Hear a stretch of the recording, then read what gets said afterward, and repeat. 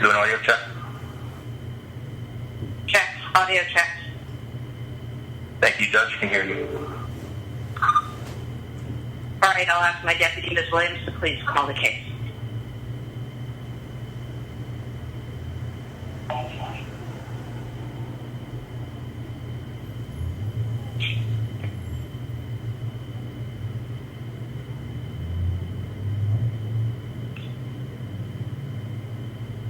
We have I'm not hearing her, so I will call the case. Good afternoon, everyone. This is Judge Nathan presiding. This is United States versus Ghislane Maxwell, 20 CR 330. I will take appearances from counsel, beginning with counsel for the defendant. Good afternoon, Your Honor. Mark Cohen and Gresser for Ms. Maxwell. Also appearing with me today is my partner, Chris Everdell of Cohen and Gresser, and Jeff Pagliuccia and Laura Meninger of the Hayden Morgan firm. Good afternoon, Your Honor. Good afternoon, Mr. Cohen. And for the government. Good afternoon, Your Honor. Allison Moe for the government. I'm joined by my colleagues Maureen Comey and Alex Rossmiller. And also, with the court's permission, we learned that the executive staff for the U.S. Attorney's Office were unfortunately not able to connect at the overflow dial-in. So with the court's permission, we'd like to dial them in from a phone here, if that's acceptable to the court. The last word, the overflow dial-in was not full. Just a moment, and we'll make sure that they can connect in. And let me say good afternoon, Ms. Maxwell, as well. Good afternoon, Judge. Okay. Ms. Maxwell, are you able to hear me and see me okay? Yes, thank you. And are you able to hear Mr. Cohen and counsel for the United States as well? Yes, thank you. All right. If at any point you have difficulty with any of the technology, you can let someone there know right away, let me know, and we'll pause the proceedings before going any further, okay? Thank you, Judge. All right. Ms. Moe, just a minute while we check on the call-in line. Thank you, Your Honor.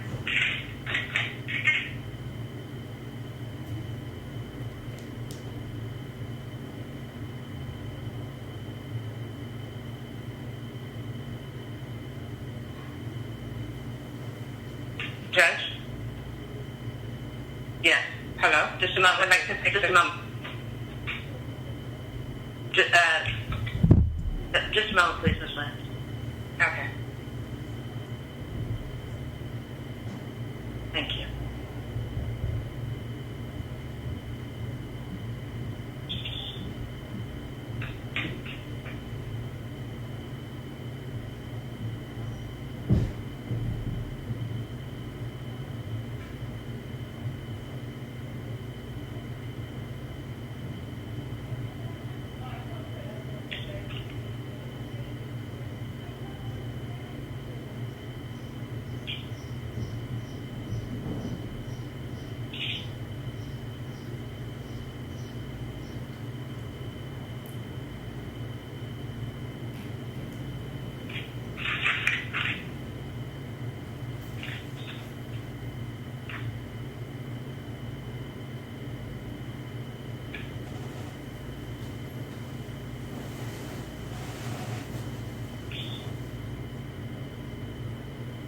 Your Honor, apologies. We have also heard from some colleagues in the office that the line is full. We, however, have been able to dial in the executive staff to a phone number here, and my understanding is that they can just hear and participate that way if that's acceptable to the court, but of course we defer to the court's preference. We are concerned about feedback from being on a speakerphone in that room. The phone number for non-speaking co-counsel that was provided, that line is not full. And I would assume the executive leadership of the office falls within that category. So they may call into that number. Yes, Your Honor. Thank you. We'll do that. All right.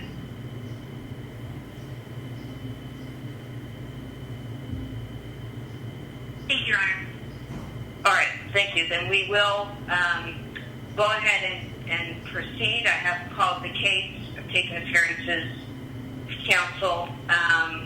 Let me please have oral confirmation that the court reporter is on the line. Good afternoon, Your Honor. Kristen Carinante. Good afternoon, and thank you so much. We also have on the audio line Pretrial Services Officer Leah Harmon. With that, good afternoon. Thank you. We are here today for the arraignment, initial scheduling conference, and bail hearing in this matter. As everyone knows, we are in the middle of the COVID-19 pandemic. I am conducting this proceeding remotely, pursuant to the authority provided by Section 15002 of the CARES Act and the standing orders issued by our Chief Judge pursuant to that act. I am proceeding by video conference, which I am accessing remotely. Defense counsel and counsel for the government are appearing remotely via video conference, and the defendant, Ms. Maxwell, is accessing this video conference from the MDC in Brooklyn. Ms. Maxwell, I did confirm that you could hear me and see me, and again, if at any point you have difficulty with the technology, please let me know right away, okay? Thank you, Your Honor. I will do that. Thank you. And if at any point you would like to speak privately with Mr. Cohen, let me know that right away, and we'll move you and your counsel into a private breakout room where nobody else will be able to see or hear your conversation, okay? Again, thank you, Your Honor. I appreciate that. Thank you. And thank you. Mr. Cohen, likewise, should you request to speak with Ms. Maxwell privately, don't hesitate to say that.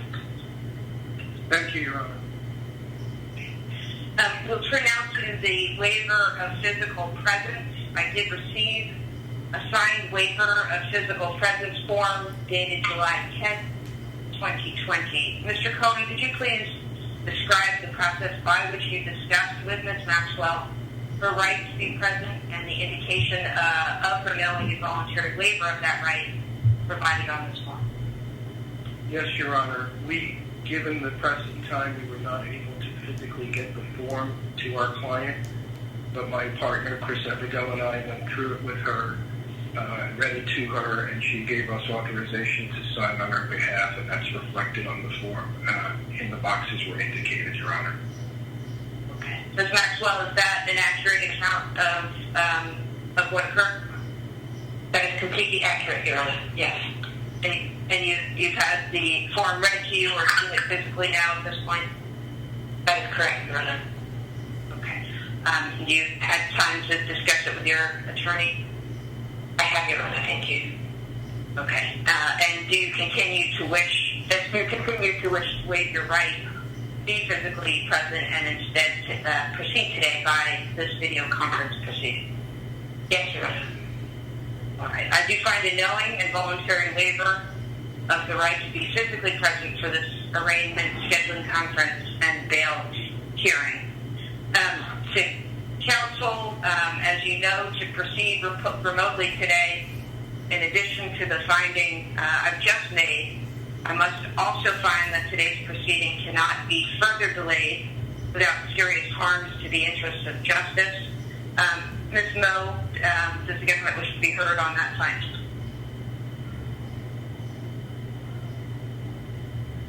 Yes, Your Honor. The government submits that proceeding remotely in this fashion would protect the interests of the parties and the safety and view of the pandemic. We further submit that this proceeding can be conducted remotely with full participation of the parties in view of the preparation and steps everyone has taken to ensure proper participation. All right. Thank you. Mr. Cohen? Your Honor, we have agreed to proceed remotely as Your Honor just laid out. I do find that today's proceeding cannot be further delayed without serious harms to the interests of justice for, among other reasons, that the defendant, who is currently detained, seeks release on bail. The final preliminary matter I'll address is public access to the proceeding, which has garnered significant public interest. As I have indicated in prior orders, the court has arranged for a live video feed of this proceeding to be set up in the jury assembly room at the courthouse. This is the largest room available, and with appropriate social distancing, it can safely accommodate 60 people. The court has further provided a live video feed to the press room at the courthouse, where additional members of the credentialed in-house press corps can watch and hear the proceeding. Additionally, the court has provided a live audio feed for members of the public. My prior order indicated that the line can accommodate 500 callers, but the thanks of the court, that capacity has been increased to 1,000 callers. Lastly, the court has provided through counsel a separate call-in line to ensure audio access to non-speaking co-counsel, any alleged victims identified by the government, including those who wish to be heard on the question of pretrial detention, and any family members of the defendant. That line is operational now as well. Counsel, beginning with Mr. Cohen, any objection to these arrangements regarding public access? No, Your Honor. Ms. Nutt? No, Your Honor. All right, then I will make the following findings. First, COVID-19 constitutes a substantial, if not overriding, reason that supports the court's approach to access in this case. As the Chief Judge of the District has recognized in Order Number 20 MC 176, COVID-19 remains a national emergency that restricts normal operations of the courts. Conducting this proceeding in person is not safely feasible. Second, the measures taken by the court are no broader than necessary to address the challenges posed by the pandemic. Although the number of seats in the jury assembly room is limited to 60, it is necessary to do so for public and courthouse staff safety, and is closely equivalent to the number of people who would be able to watch an in-court proceeding in a regular-sized courtroom. The number of people who will be able to hear the live audio of this proceeding far exceeds access under normal in-person circumstances. And lastly, due to the safety and technology limitations, there are no reasonable alternatives to the measures the court has taken. Accordingly, the access provided is fully in accord with the First and Sixth Amendment public trial rights. With those preliminary matters out of the way, counsel, I suppose we turn to the arraignment. Ms. Moe, am I correct that this is an arraignment on a S1 superseding indictment? That's correct, Your Honor. And can you explain what the difference is between the S1 and the original indictment? Yes, Your Honor. The difference is a small ministerial correction of a reference to a civil docket number contained in the perjury counts, which are counts 5 and 6 of the superseding indictment. Aside from the alteration of those docket numbers, the reference to them, there are no other changes to the indictment. All right. Then I will conduct the arraignment on the S1 indictment. Ms. Maxwell, have you seen a copy of the S1 indictment in this matter? I saw the original indictment, Your Honor. The original. Okay. All right. Mr. Cohen, did you have an opportunity to discuss with Ms. Maxwell the ministerial change that was completed by way of the superseding indictment? Yes, we have, Your Honor. All right. Any objection to proceeding on the arraignment of the S1 indictment, Mr. Cohen? No, Your Honor. All right. Ms. Maxwell, have you had an opportunity to discuss the indictment in this case with your attorney? I have, Your Honor. All right. You're entitled to have it. Go ahead. No, I said I have been able to discuss it, Your Honor, with my attorney. Thank you. You are entitled to have the indictment read to you here in this open court proceeding, or you can waive the public reading. Do you waive the public reading? I do, Your Honor. If you waive, how do you wish to? Thank you. And how do you wish to plead to the charges? Not guilty, Your Honor. All right. I will enter a plea of not guilty to the indictment in this matter. Counsel will turn now to the scheduling conference. I'd like to begin with a status update from the government. Ms. Moe, you should include in your update a description of the status of discovery. Please describe the categories of evidence that will be produced in discovery. I will also ask you to indicate how you will ensure that the government will fully and timely meet all of its constitutional and federal law disclosure obligations. Go ahead. Thank you, Your Honor. With respect to the items that the government anticipates will be included in discovery in this case, we expect that those materials will include, among other items, search warrant returns, copies of search warrants, subpoena returns, including business records, photographs, electronically stored information from searches conducted on electronic devices. In addition, the materials with respect to the course of the case also include prior investigative files from another investigation in the Southern District of Florida, among other items. With respect to the status of discovery, the government has begun preparing an initial production and are prepared to produce a first batch of discovery as soon as a protective order is entered by the court.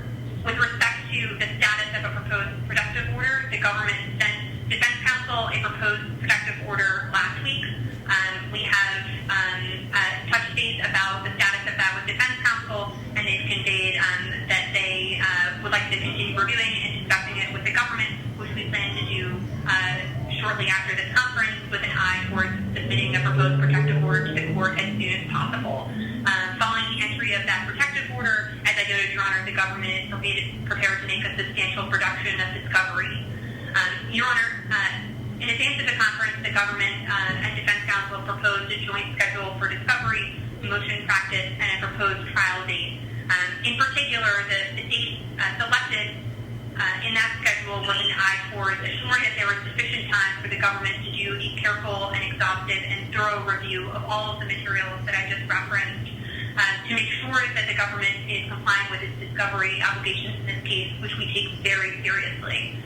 We expect that the bulk of the relevant materials will be produced in short order, primarily by the end of the summer, with additional materials to follow primarily in the category I mentioned before, Your Honor, of electronically stored information, which is subject to an ongoing privilege review, which we've discussed and communicated with defense counsel about.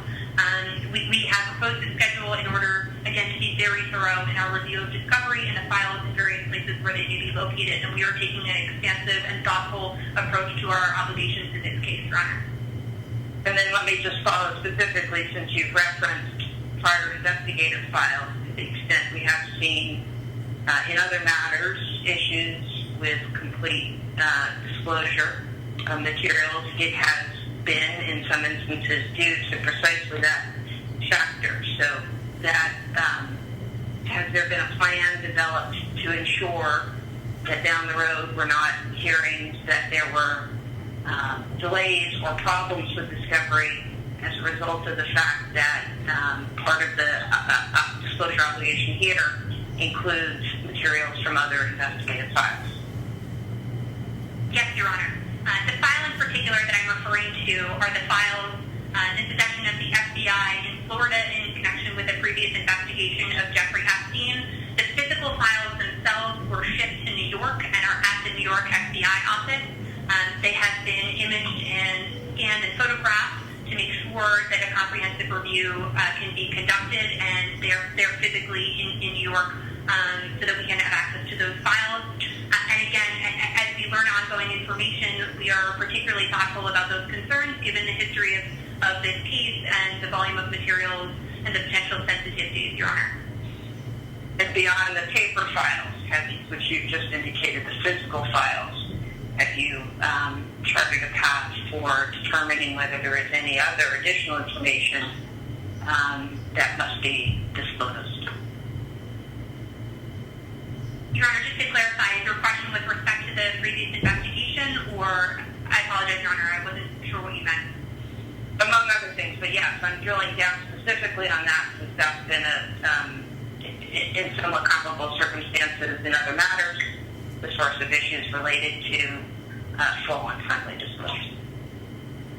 Yes, Your Honor. Our team met personally with the FBI in Florida to make sure that we had the materials, and it was represented to us that the materials that the FBI provided in Florida were the comprehensive set of materials.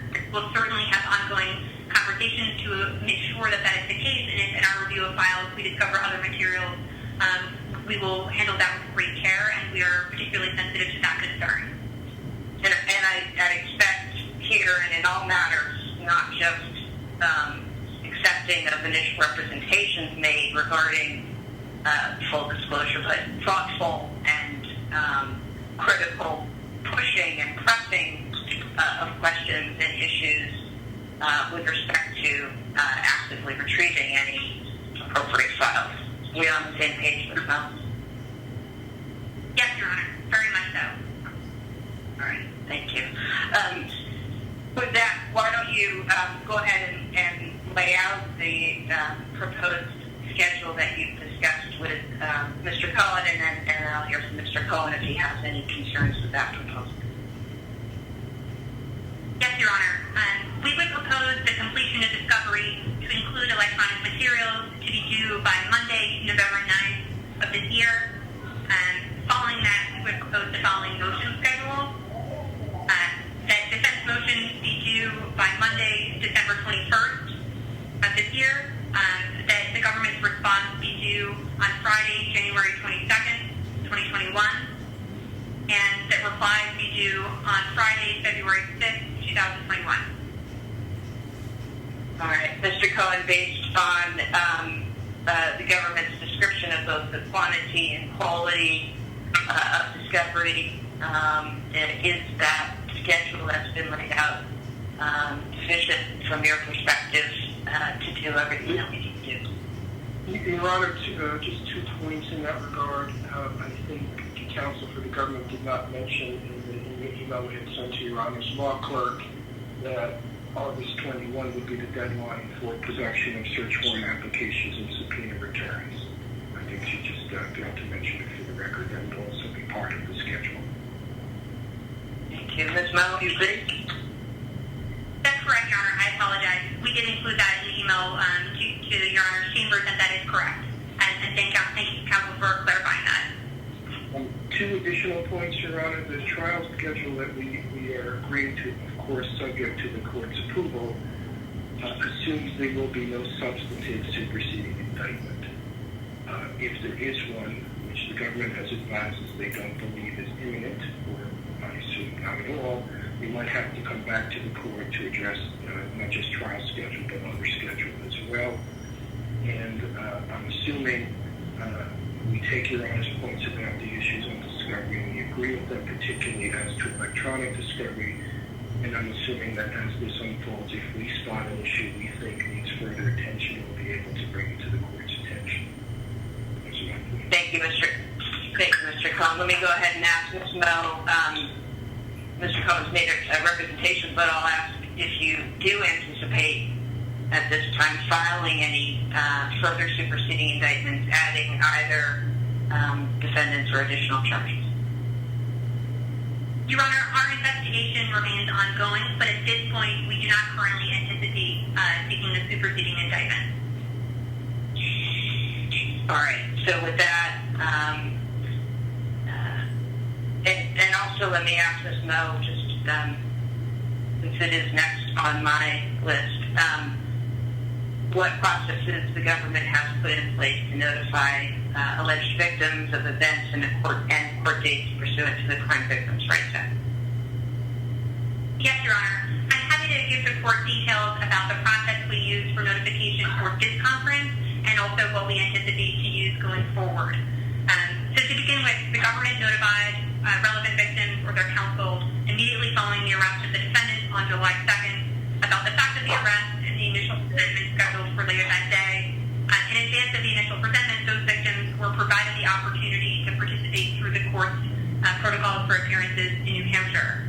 On July 7th, the court set a date for arraignment and bail hearing on July 14th today. By the following day from the court's order, the government had notified relevant victims or their counsel of that scheduling order and advised victims and counsel of their right to be heard in connection with the bail hearing. On that same day, the government posted to its victim services website, including a link to the indictment, as well as scheduling information relating to the hearing. On July 9th, the government updated the website to include the dial information that the court provided. In addition, on July 8th, the government sent letter notifications to individuals who have identified themselves as victims of Ghislane Maxwell or Jeffrey Epstein, but who are not specifically referenced in the indictment. Our process going forward, as we noted in that letter to victims, is that we will use an opt-in process, so we are not notifying individuals who do not wish to receive additional notifications, and we will continue to provide ongoing information about upcoming conferences and relevant details on the government's victim services website. With respect to this specific hearing, the government has been advised by counsel to 3 victims of their interest in being heard in connection with today's bill proceeding. One victim's views are expressed in the government's reply memorandum. One victim has submitted a statement to the government and asked that the government read it during today's proceeding. And one victim has asked to be heard directly, and the government anticipates that she will make a statement at any time during this proceeding as designated by the court. All right, thank you. Then with that, returning to the schedule that you've laid out, and I thank counsel for conferring in advance as to a proposed schedule. Mr. Cohen, let me just finalize if you agree to the proposed schedule that has been laid out by Ms. Moe and supplemented by you. Yes, Your Honor. All right, thank you. And Ms. Moe continue to support the proposed schedule. Yes, Your Honor. All right, then I will set the schedule as jointly proposed by counsel. To reiterate, I am setting, well, let me ask Ms. Moe, if we are to proceed to trial, how long will the trial does the government anticipate? Your Honor, the government anticipates that its case in chief would take no more than 2 weeks. But in terms of the length of time to block out a trial date, in abundance of caution, in view of the need for jury selection in a defense case, we would propose blocking 3 weeks for trial. All right, thank you. With that, I will adopt the schedule. I hereby set trial to commence on July 12th, 2021, with the following pretrial schedule. Initial non-electronic disclosure, generally to include search warrant applications and subpoena returns, to be due by Friday, August 21st, 2020. Completion of discovery to include electronic materials to be due by Monday, November 9th, 2020. Any initial pretrial defense motions based on the indictment or disclosure material and the like to be due by Monday, December 21st, 2020. If any motions are filed, the government's response due by Friday, January 22nd, 2021, and it replies due by Friday, February 5th, 2021. If any motions seek an evidentiary hearing, I will reach out, Chambers will reach out to schedule an evidentiary hearing. And as indicated, trial to commence on July 12th, 2021. In advance of trial, following motion practice, the court will put out a schedule regarding pretrial submissions, including preliminary motions and the like.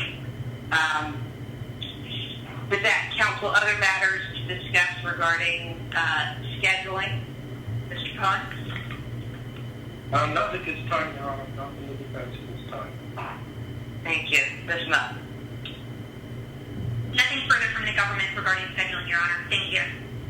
Okay, and Ms. Moe, does the government seek to exclude time under the Speedy Trial Act? Yes, Your Honor. In view of the schedule, in the interest of reducing discovery and permitting time for the defense to review discovery, contemplate any motions, and pursue those motions, the government would seek to exclude time from today's date until a trial date the court sets on today. Mr. Cohen, any objection? No, Your Honor. All right. I do I will exclude time from today's date until July 12th, 2021, which I've set as from trial date. I do find the ends of justice served by excluding time excluding this time outweigh the interests of the public and the defendant in a speedy trial. Time is necessary for the production of voluminous discovery and review of that by the defense. Time for the defense to consider and prepare any available motions. In the absence of resolution of the case, time for the parties to prepare for trial. To Ms. Moe and Mr. Cohen, although I've not set an interim status conference in the case, we do have our motion scheduled. But for both sides, if at any point you wish to be before the court for any reason, simply put in a letter, and we'll get something on the calendar as soon as we feasibly can. All right. With that, Mr. Cohen, let me ask counsel if there's any reason that we should not turn now to the argument prevails. No, Your Honor. Ms. Moe? No, Your Honor. Thank you. All right. I will hear on that question, and it is the government's motion for detention. So I propose hearing from the government first, and then any alleged victims who indicated that they wish to be heard pursuant to 18 U.S.C. 3771A4, and then I'll hear from Mr. Cohen. Any objection to proceeding thusly, Mr. Cohen? No, Your Honor. Ms. Moe? Thank you, Your Honor. Your Honor, as we set forth in our moving papers, the government strongly believes that this defendant poses an extreme risk of flight. Pretrial services have recommended detention. The victims seek detention, and the government respectfully submits that the defendant should be detained pending trial. Your Honor, there are serious red flags here. The defendant has significant financial means. It appears that she has been less than candid with pretrial services. She has not come close to thoroughly disclosing her finances to the court. She has strong international ties and appears to have the ability to live beyond the reach of extradition. She has few, if any, community ties, much less a stable residence that she has proposed to the court to be bailed to. And she has a strong incentive to flee to avoid being held accountable for her crimes. Because the defendant is charged with serious offenses involving the sexual abuse of minors, Your Honor, there is a legal presumption that there are no conditions that could reasonably assure her return to court. And Your Honor, the defendant has not come anywhere close to rebutting that presumption. Turning first to the nature and seriousness of the offense and the strength of the evidence.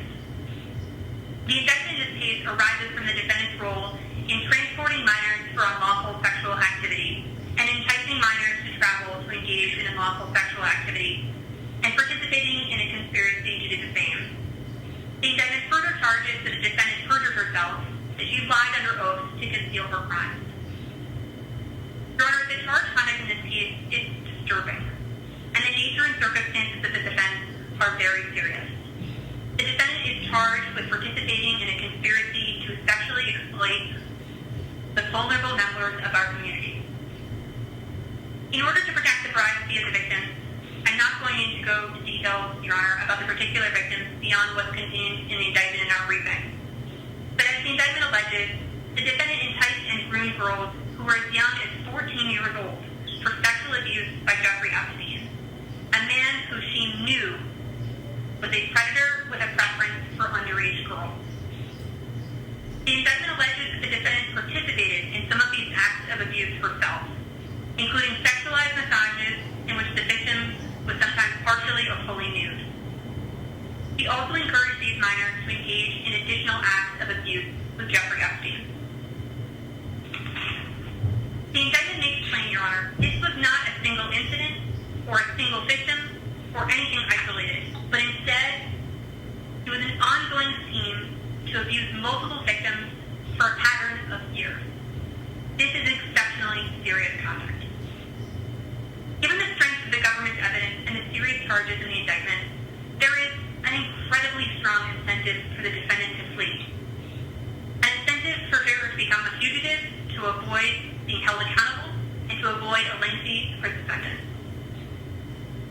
The history and characteristics of the defendant underscore the risk of flight that she poses.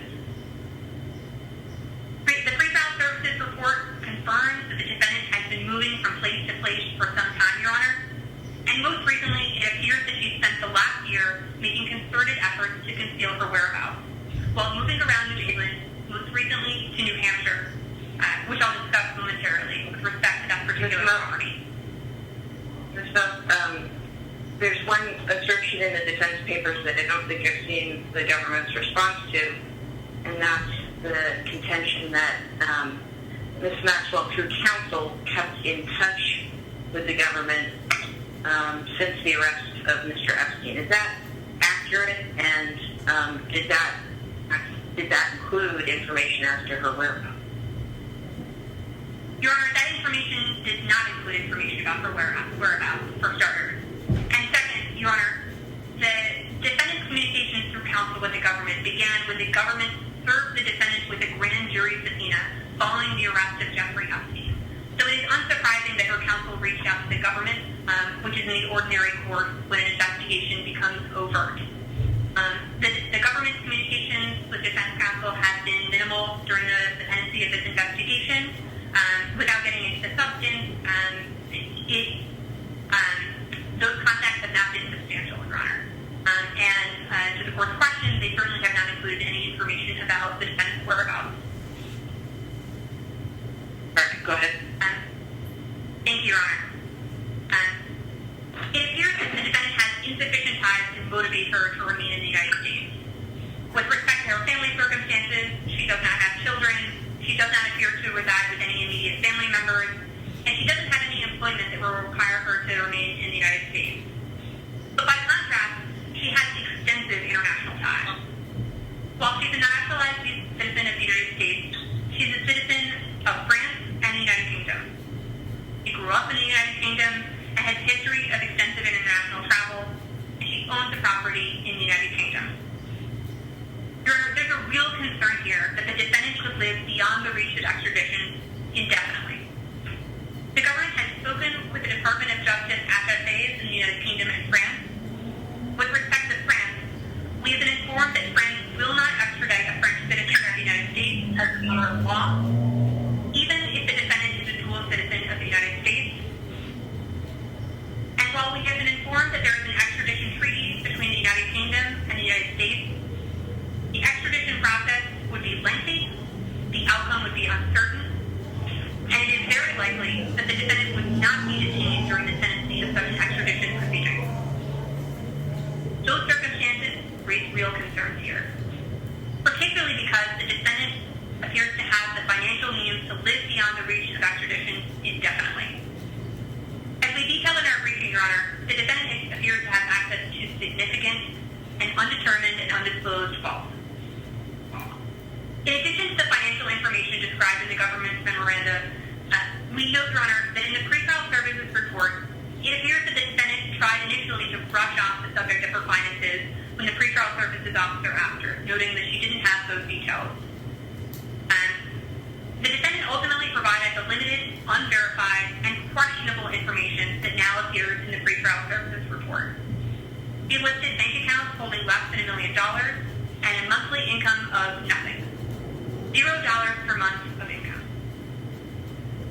In addition to the matter of her finances, the report raises other concerns about whether the defendant has been fully transparent with the court or whether she is being evasive.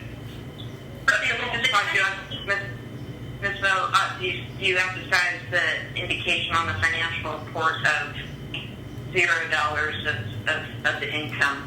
Does the government think that there's income? Is there some uncertainty as to whether that is investment income as opposed to employment income or the like? What is the reason for the emphasis on that, or to the extent it's an indication that the government finds that implausible? Yes, Your Honor. Separate from the matter of employment, it is very unclear whether the defendant is receiving proceeds from trust accounts or an inheritance or means of another kind. It is simply implausible that the defendant simply has a lump sum of assets and no other stream of income. given the lifestyle that she's been living as detailed in the pretrial services report, it just doesn't make sense. Either there are other assets or there's other income. We can't make sense of this lifestyle and this set of financial. It just doesn't make sense. And as I'll detail in a moment, Your Honor, it's inconsistent with the limited records we've been able to obtain as we've been making an effort to trace the defendant's finances. On that subject, Your Honor, the report does raise concerns about whether the defendant has been fully transparent about her finances. As one example, the defendant told pretrial services that the New Hampshire property was owned by a corporation, that she does not know the name of the corporation, but that she was just permitted to stay in the house. It's difficult to believe that was a forthcoming answer because it's impossible on its face and very confusing. But the government has continued to investigate the circumstances surrounding the purchase of that New Hampshire property. This morning, Your Honor, I spoke with an FBI agent who recently interviewed a real estate agent involved in that transaction in New Hampshire. The real estate agent told the FBI that the buyers for the house introduced themselves to her as Scott and Jen Marshall, who both had British accents. Scott Marshall told her that he was retired from the British military and he was currently working on writing a book.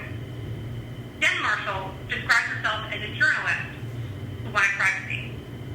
They told the agent they wanted to purchase the property quickly through a wire and that they were setting up an LLC. Those conversations took place in November 2019. Your Honor, following the defendant's arrest, the real estate agent saw a photograph of the defendant in the media and realized that the person who had introduced herself as Jen Marshall, who had toured the house and participated in these conversations about the purchase, was the defendant, Ghislane Maxwell. That series of facts, which I just learned about this morning, Your Honor, are concerning for two reasons. First, additionally, it appears that the defendant has attempted to conceal an asset from the court, and that at the very least, she has not been forthcoming in the course of her pretrial services interview. And second, it appears that the defendant has used an alias, and that she was willing to lie to hide herself and hide her identity. And we discussed the additional indicia of that in our briefing, Your Honor. That raises real concern. Moreover, the defendant's claims about her finances to pretrial services to be concerning to the court for additional reasons. I'm sorry, First, Your Honor, if I may pause you before moving on from those points. There's a basic dispute within the papers as to, I think, efforts similar to the ones you've described. Our efforts to hide from authorities, and which would certainly be an indication of risk of flight, or whether in light of the notoriety and public interest that the case generated following the indictment of Mr. Epstein, whether it was an effort to protect privacy and hide from privacy reasons. How does the government suggest that factual determination be resolved, if you agree that it should, and what's your general response to the veracity of that assertion? Yes, Your Honor. As we discussed in our reply brief, Your Honor, in our view, there's no question these circumstances are relevant to the court's determination with respect to bail for a number of reasons.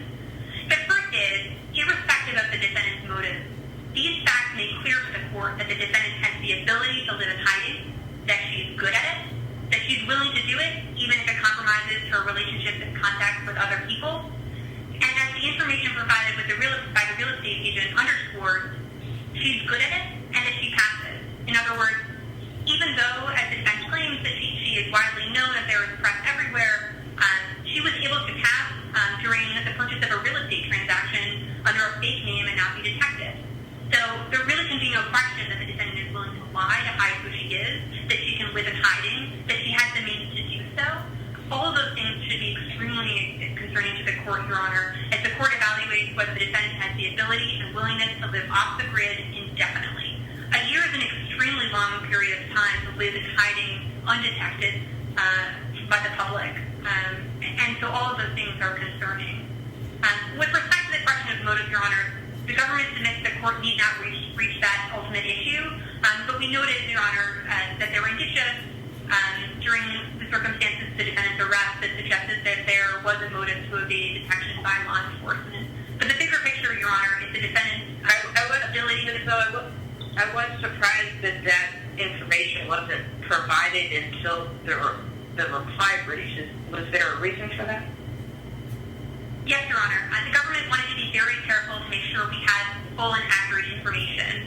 So we were first notified about those circumstances the morning of the defendant's arrest, but I wanted to personally confer with the agent who was involved in breaching the door and verify that before including that information in a brief before the court. And that's the reason for the delay, Your Honor. Okay, but the government has done that confirmation process and is confident of the information provided, and the basic contention there is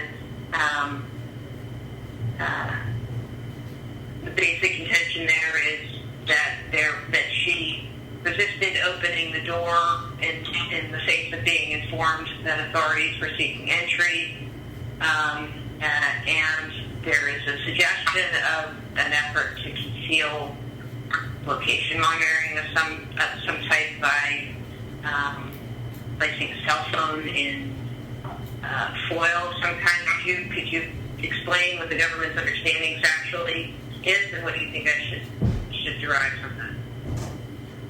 Yes, Your Honor.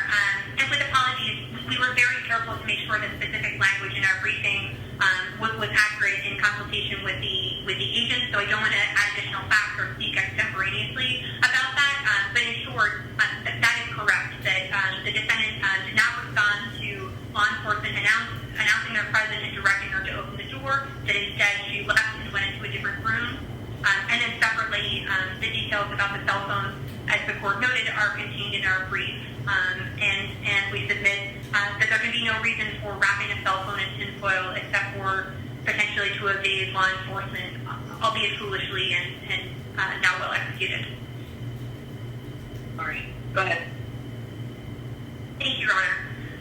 I believe I was discussing the defendant's finances, which underscore the concern about the defendant's ability to flee and about her questionable candor to the court.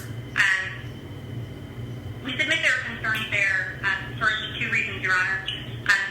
The first is that we've learned that records reflecting decline information for a Swiss bank includes self-reported financial information from the defendant. In other words, when the account was opened, there were disclosures made about the defendant's finances. In those records, which are dated January 2019, the defendant's annual income is listed as ranging from $200,000 to approximately $500,000. And both her net worth and liquid assets are listed as ranging from $10 million and above.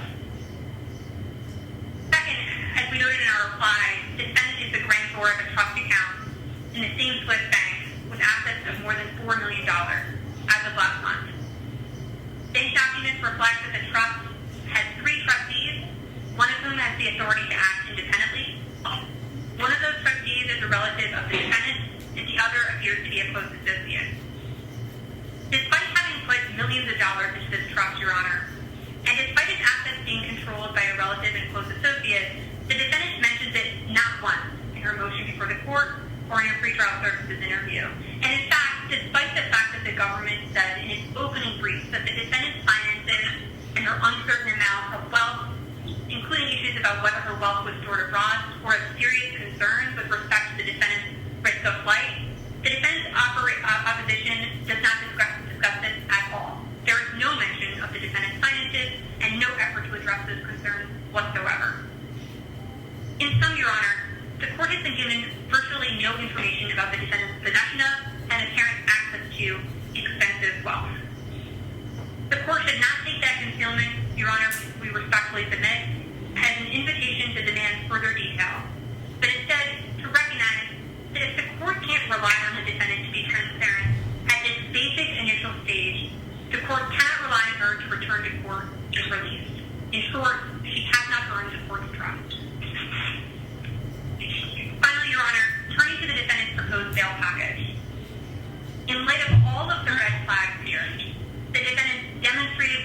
and ability to live in hiding, her ability to live comfortably beyond the reach of extradition, her strong international ties and lack of community ties, significant and unexplained wealth, and the presumption of detention in light of very serious charges. In light of all that, Your Honor, it is extremely surprising that the defendant would propose a bail package with virtually no fee whatsoever.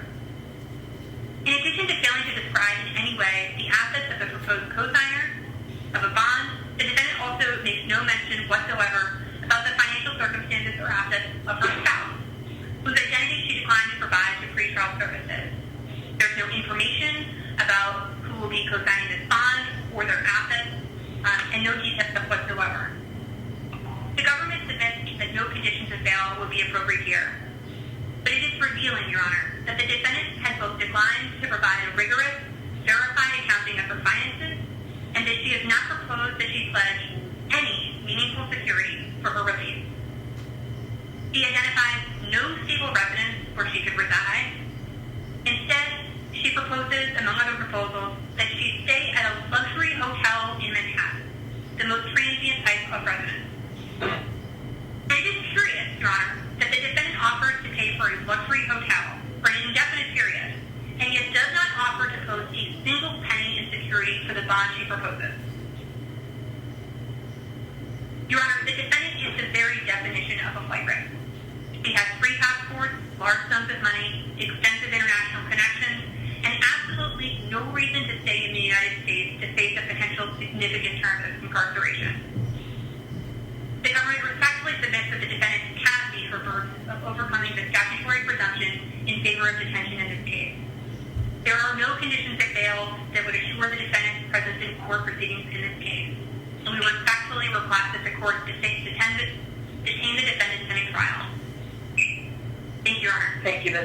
Thank you, Ms. Moe. And just to make explicit what is clear by the government's written presentation, oral presentation, you're not resting your argument for detention on dangerousness to the community at all. It is resting on risk of flight, correct? That's correct, Your Honor. All right, thank you. Ms. Moe, you've indicated that you have heard from victims who are entitled under federal law to be heard at this proceeding. Could you indicate, I think you indicated that you have a written statement and then that there is an alleged victim who wishes to be heard. Is that correct? That's correct, Your Honor. Why don't you begin with a written statement, and then after that you can identify, as you like, the victim, alleged victim who wishes to be heard, and my staff will unmute at that time that person so that they can be heard. Go ahead. Thank you, Your Honor. As I noted before, Your Honor, the government has received a written statement from a victim who prefers to be referred to as Jane Doe today in order to protect her privacy. The following are the words of Jane Doe, which I'll read from her written statement. Jane Doe wrote, I knew Ghislane Maxwell for over 10 years. It was her calculating and sadistic manipulation that anesthetized me in order to deliver me with full knowledge of the heinous and dehumanizing abuse that awaited me straight to the hands of Jeffrey Epstein. Without Ghislane, Jeffrey could not have done what he did. He was in charge. He egged him on and encouraged him. He told me of others she recruited, and she thought it was funny. He pretends to care only to garner sympathy and enjoys drawing her victims in with perceived caring, only to entrap them and make them feel some sense of obligation to her through emotional manipulation. He was the predator and a monster. The sociopathic manner in which she nurtured our relationship, abused my trust, and took advantage of my vulnerability makes it clear to me that she would have done anything to get what she wanted, to satisfy Mr. Epstein. I have great fear that Ghislane Maxwell will flee, since she has demonstrated over many years her sole purpose is that of self-preservation. She blatantly disregards and disrespects the judicial system as demonstrated by her perjuring herself and bullying anyone who dared accuse her. I have great fear that she may seek to silence those whose testimony is instrumental in in her prosecution. In fact, when I was listed as a witness in a civil action involving Maxwell, I received a phone call in the middle of the night threatening my then 2-year-old's life if I testified. I have fear speaking here today, even anonymously. However, I've chosen to implore the court not to grant bond for Ms. Maxwell because I know the truth. I know what she has done. I know how many lives that she has ruined. And because I know this, I know she has nothing to lose, has no remorse, and will never admit what she has done. Please do not let us down by allowing her the opportunity to further hurt her victims or evade the consequences that surely await her if justice is served. If she believes she risks prison, she will never come back. If she is out, I need to be protected. I personally know her international connections that would allow her to go anywhere in the world and disappear at a moment's notice, or make others disappear if she needs to. Your Honor, those are the words of Jane Doe. All right, thank you. And Ms. Moe, you indicate how the victim who wishes to be heard should be recognized? Yes, Your Honor. The government has been informed through the victim's counsel that the victim wishes to speak in her true name, which is Annie Farmer. All right, I will ask my staff to please unmute Ms. Farmer. Can you hear me, Your Honor? I can, Ms. Farmer. You may proceed. Thank you. I appreciate the opportunity to speak. I met Ghislane Maxwell when I was 16 years old. She is a sexual predator who groomed and abused me and countless other children and young women. She has never shown any remorse for her heinous crimes or the devastating, lasting effects her actions caused. Instead, she has lied under oath and tormented her survivors. Danger Maxwell poses must be taken seriously. She has associates across the globe, some of great means. She also has demonstrated contempt for our legal system by committing perjury, all of which indicate to me that she is a significant flight risk. We may never know how many people were victimized by Ghislane Maxwell, but those of us who survived implore this court to detain her until she is forced to stand trial and answer for her crimes. Thank you, Your Honor. Thank you, Ms. Farmer. All right. And Ms. Moe, is the government aware of any other victims who are entitled to, alleged victims who are entitled to and wish to be heard as this proceeding? No, Your Honor. Thank you. All right. And Ms. Moe, again, just to confirm, because there was allusion in the statements of the victims to fear and danger, the government is not seeking the court to make any findings regarding danger to the community and in coming to its ultimate conclusion regarding pretrial detention, correct? That's correct, Your Honor. All right. Ms. Moe, anything further before I hear from Mr. Kahn? No, Your Honor. Thank you very much. Thank you, Ms. Moe. Mr. Cohen, you may proceed. Thank you, Your Honor. Thank you very much for the opportunity to be heard and also for accommodating us with regards to the briefing schedule. We appreciate that, Your Honor. Your Honor, this is a very important proceeding for my client. It is critical, and we submit, as we lay out in our papers, that under the Bail Reform Act and related case law, none of which, by the way, was discussed in the government's presentation, she ought to be released on a bail package with strict conditions, Your Honor.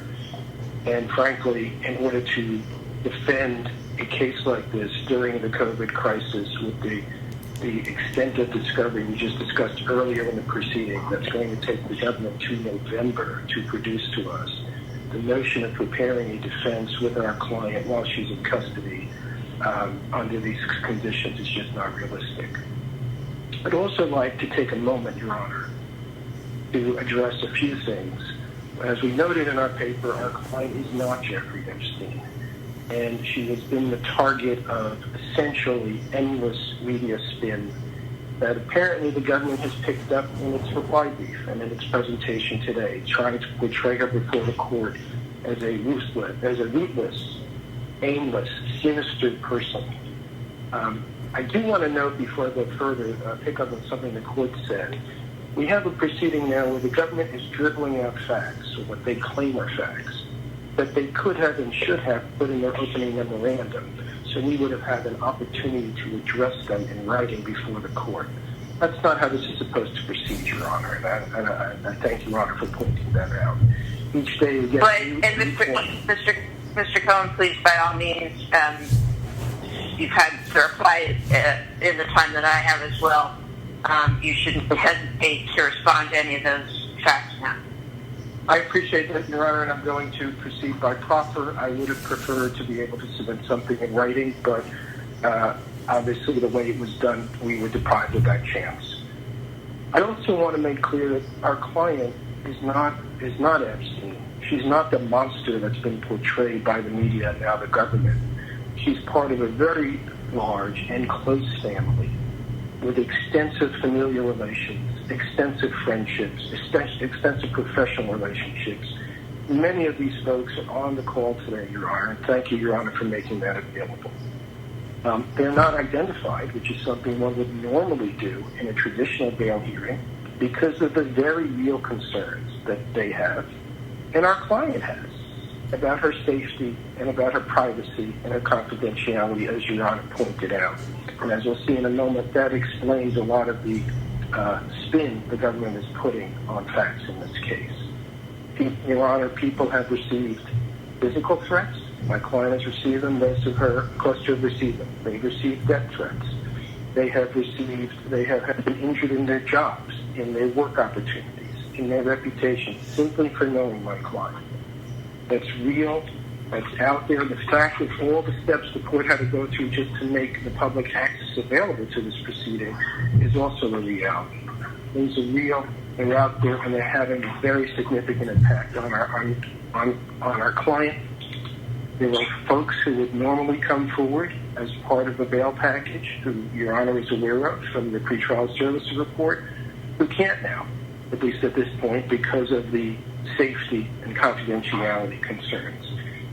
Since last week, our firm alone and my colleagues at Hayden Morgan have been besieged with emails and posts, some of them threatening. This is all very real.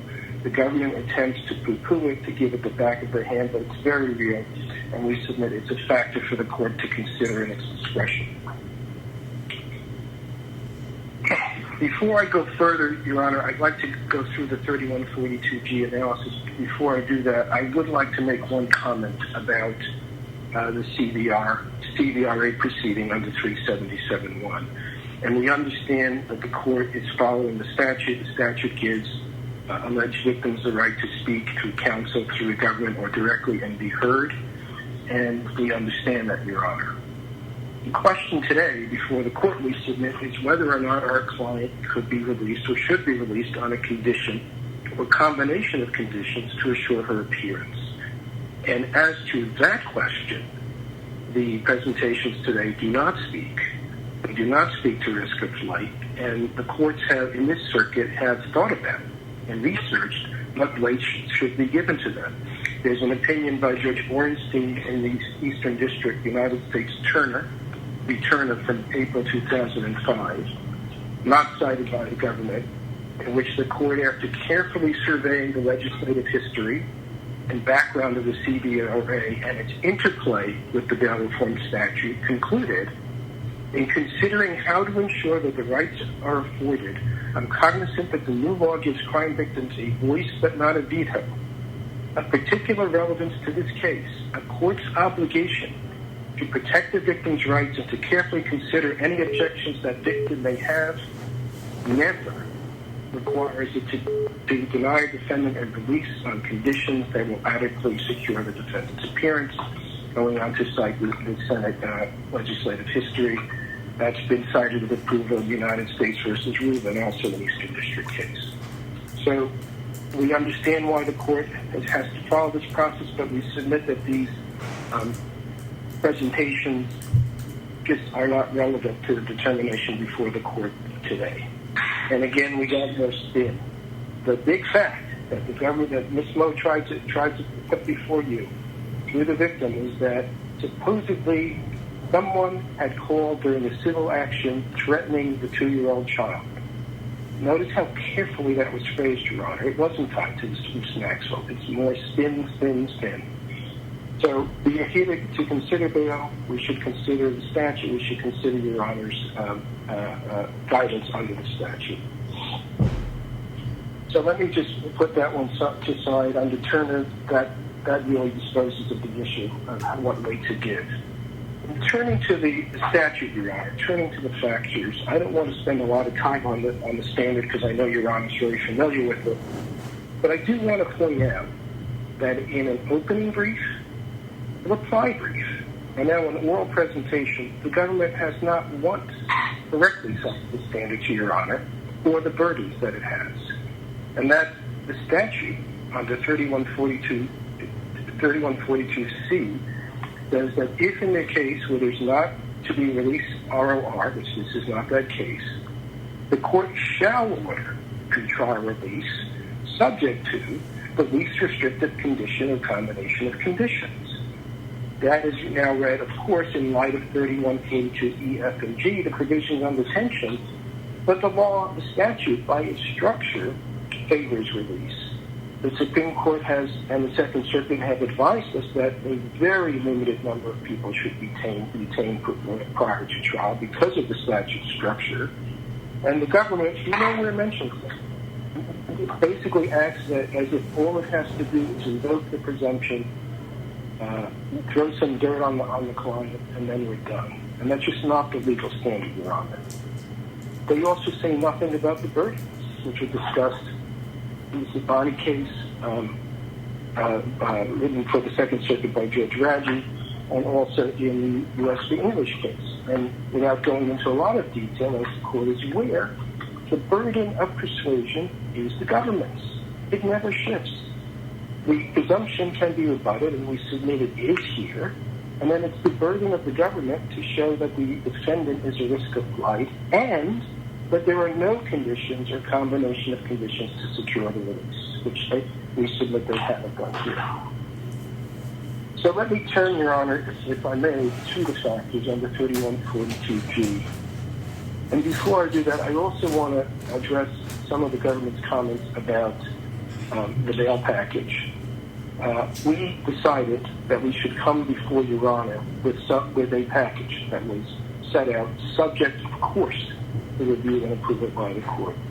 Subject, of course, to verification as to suretors by pretrial services in the court. We didn't want to just walk in and say, Judge, we should be entitled to bail, please set conditions. So what we did is we went through all the high-profile cases in this courthouse in the past several years and other cases like Madoff, cases like Dreyer, cases like Esposito, where Judge Marrero ruled in 2018 relating to alleged member of organized crime. And we went through those cases to find the conditions that were listed under 3142C, and in those cases that would be relevant and applicable here, and we believe we have listed them all. We understand that, of course, it would be subject to verification, and as we noted in our papers, and I'm noting today, if we could have a guarantee of safety, if we could have a guarantee of privacy and confidentiality, and if the court required it, we believe there are other sureties that we could provide, and perhaps other amounts of property as well. That is an issue. It's a real issue in this case. It's something the government is just avoiding, but it's real. So let me talk now, Your Honor, if I might, about the 3142G3 factors, which are the factors relating to the history of the defendant. Government spent almost no...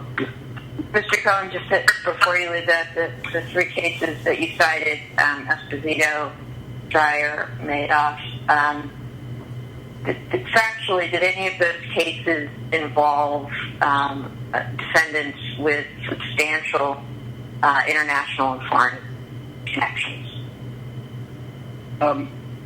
No, I don't believe they did. The cases that are relevant to that, which I was going to get to, Your Honor, are Khashoggi, U.S. v. Khashoggi, U.S. v. Bodmer, U.S. v. Hansen, and Ghislane itself, which I was going to get to, all of which involve defendants with substantial connections. And if I might follow up on Your Honor's question, when you take off the spin and you take off the media, and I'm going to get to it in a moment because Your Honor is going to allow me to respond. Here's their case.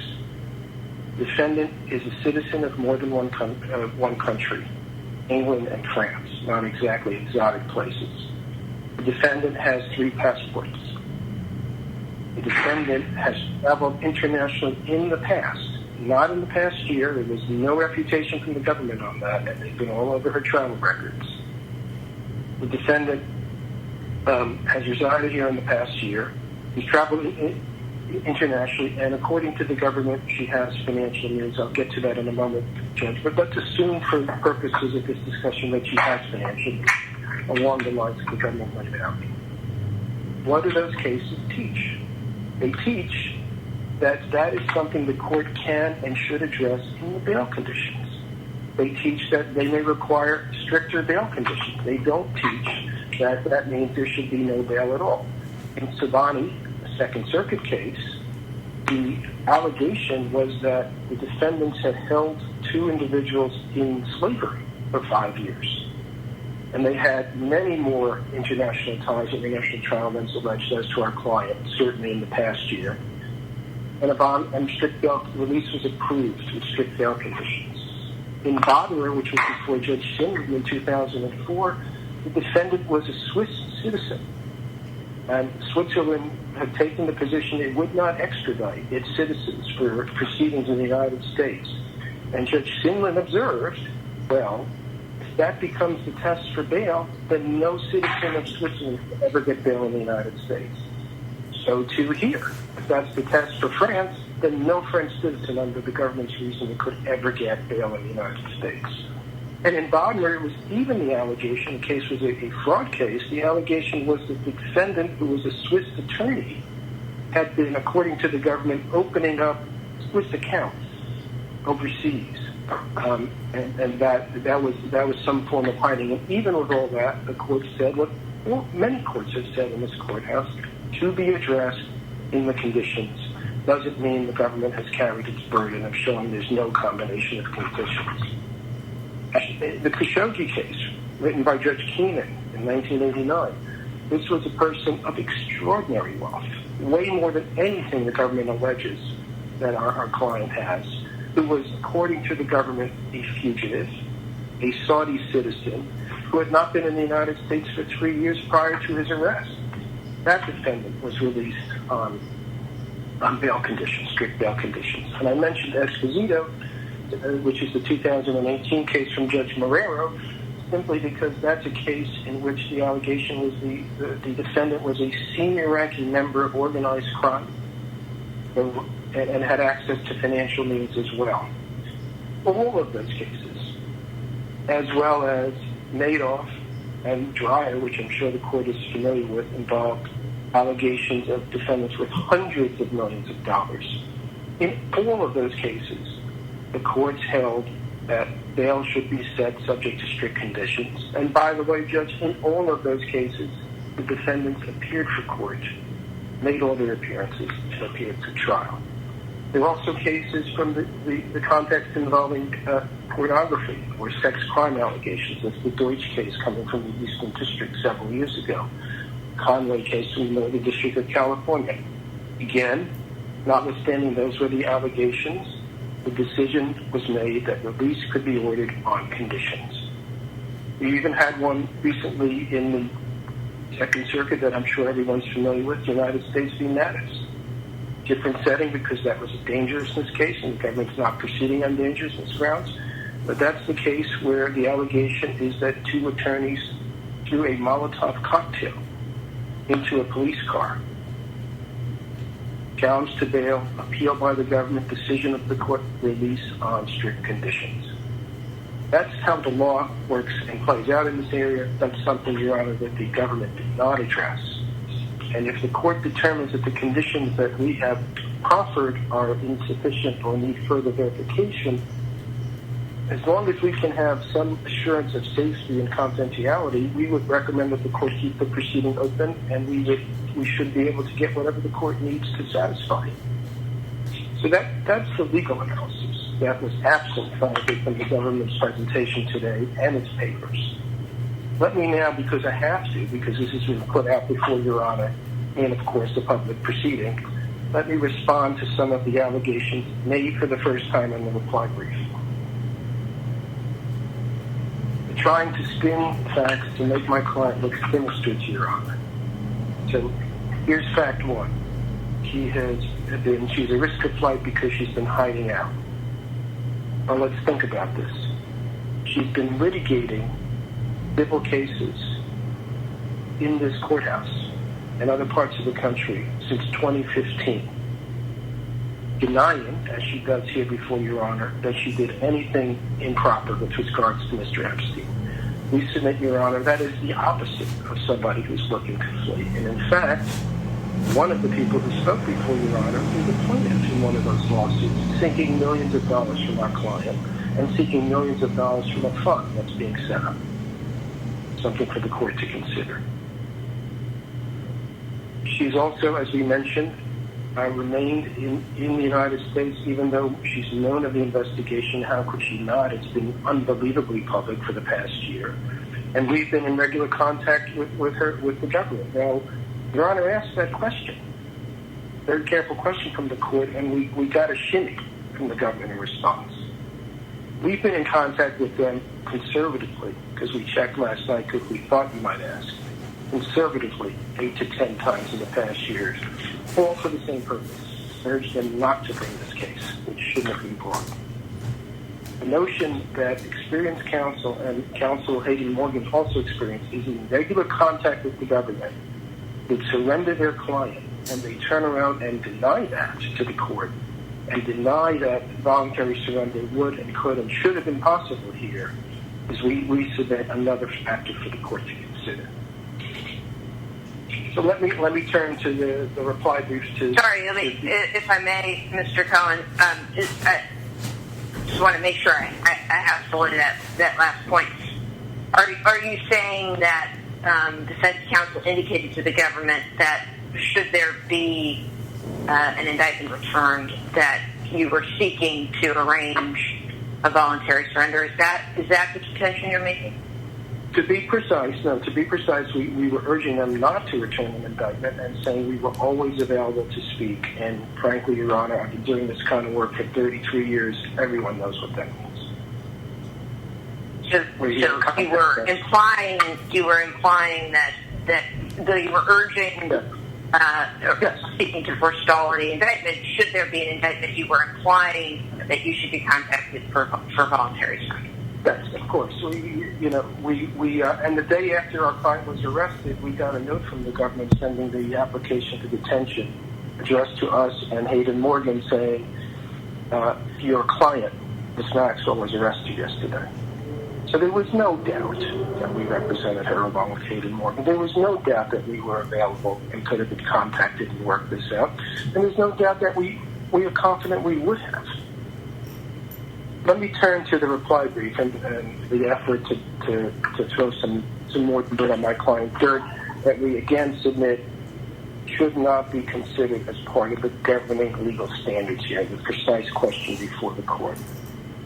We heard it today, and in the brief we hear that at the time of her arrest, the agents reached the gate and they saw her through the window try to flee to another room in the house, quickly shutting the door, and that the agents were ultimately forced to breach the door. So here's the spin. It's as if the government is just sort of getting a live feed from the media. Here's the spin given to Your Honor to try to influence Your Honor's discretion. What actually happened? Which the court has said we can respond by proffer. We weren't given a chance to respond in writing. My client was at the property in the morning in her pajamas. She was there with one security guard, 2 people in the house. The front door was unlocked. All the other doors of the house were open. The windows were open. Dozens of agents came storming up the drive, creating a disturbance. My client had to hire security because of the threats to her that I've relayed before, and the protocol was when there was a disturbance to go into an inner room. That's all she did. Not running running out of the house, not, looking for some secret tunnel. Went in the other room, the FBI knocked down the door, which, by the way, was open, and my client surrendered herself for arrest. That's far from the picture painted by the government. Let me turn to another thing mentioned in the reply brief and mentioned today in an effort to sort of spin the facts, make everything look sinister with respect to my client. The government said in its opening brief, well, Judge, she's hiding. She's a risk of flight because she changed her email and phone number. That's what we heard in the opening brief. Well, what happened? Something the government, frankly, should know about because it was certainly public. Last year, in the civil litigation, in August of 2019, right around the time of the arrest of Mr. Epstein, the Second Circuit ruled that certain records in one of the civil cases should be unsealed and released to the public. That was done. There was no stay of the mandate. The mandate was issued and the documents were released. Certain of those documents were supposed to be redacted, and sometimes they were, sometimes they were not. Documents including email addresses, such as security numbers, names, phone numbers, the sorts of things Your Honor, I'm sure, has to deal with all the time in these kinds of situations. Well, as it turned out, for whatever reason, and that's not an issue, it just happened, some of the documents were not redacted, and her email address was revealed. Shortly after that, she starts getting strange emails. Her phone is hacked, and she had to change emails and change the account. Now she's got a phone that has legal materials on it, corresponds with her legal counsel in civil litigation, that's been hacked. So she keeps it. Why does she keep it? Because she's in civil litigation where her obligation is to keep evidence, not destroy it, and is advised that a way to keep it from being hacked again is to put it in the equivalent of a Faraday bag, whether it be in tin foil or in the bags they now make in briefcases. And that's it. That's all that she does. And I guarantee you, Your Honor, given the tenor of the government's presentation, that had she instead said, well, this phone was hacked, I'm just going to throw it away, the government would be standing before Your Honor today saying, aha, she destroyed evidence. That adds to risk of flight. Had she put it in a safe deposit box rather than simply destroy it, they would be saying, we cracked into a safe deposit box, Your Honor. This is evidence of risk of flight. It just does not fit the test. It's just spin. And the last point on this, Your Honor, which frankly, in some ways, is the most telling point of all. The agents do a security sweep of a house where there's two people, and I'll put that to one side for a moment. They talk to the security guard. Apparently now they've been interviewing him multiple times because government is dribbling out facts they claim he said. And they say then, well, who lives in the house? Ms. Maxwell does. Okay, she lives in the house. What do you do? How do you get groceries and so forth? I go out and get them for her. So let's stop and think about this, Your Honor. The government's allegation is that the person who is aware of a criminal investigation in the United States, has her counsel in regular contact with the government, is remaining in a property in the United States. That's the opposite of hiding. So we think that those kinds of facts, and I'm sure, Your Honor, if Your Honor decides to leave proceedings open and give us, wants us to come back on some issues, I'm sure we'll have more facts driven about tomorrow, the next day, and so forth. All with the disclaimer, we just learned this, Your Honor. They've been investigating this case for 10 years, so okay. So let me turn now to another factor that the government made argument about briefly. Two more factors under 31G3, the history and characteristics of the defendant. We heard several times that there was that detention should be warranted because there's a perjury charge. Very quickly, Your Honor, we submit this does not tilt the balance in the 3142 analysis that the court has to perform. First and foremost, the defendant is, of course, presumed innocent. And secondly, the allegation nature of the perjury, if the court has been through the indictment, is someone who denies guilt, who says they're innocent, is asked in a deposition, did you do that? Says no. The government charges them with perjury. That is not, other than the fact that it's an indicted charge, and so entitled to the weight the court would give any indicted charge, that's all the weight it should give it. Let me turn to another factor that the government mentioned in its presentation, both in its papers and today, that relates to 3142G3, which is the defendant's financial situation. And again, when you look at the case law, which is not addressed by the government at all, this is a person who has passports that can be surrendered, who has travel that can be restricted, who has citizenship that the courts have taken account of, and has financial means. Does she have the financial means that the government says she has? We doubt it. But does she have hundreds of millions of dollars like those in the Madoff and the Dreyer case? No. But it doesn't matter. Even if the court were to assume for purposes of today's proceeding that she has the means that the government claims she does, it does not affect the analysis. That's to be addressed in conditions, to be addressed if the court requires it through verifications and further proceedings before the court.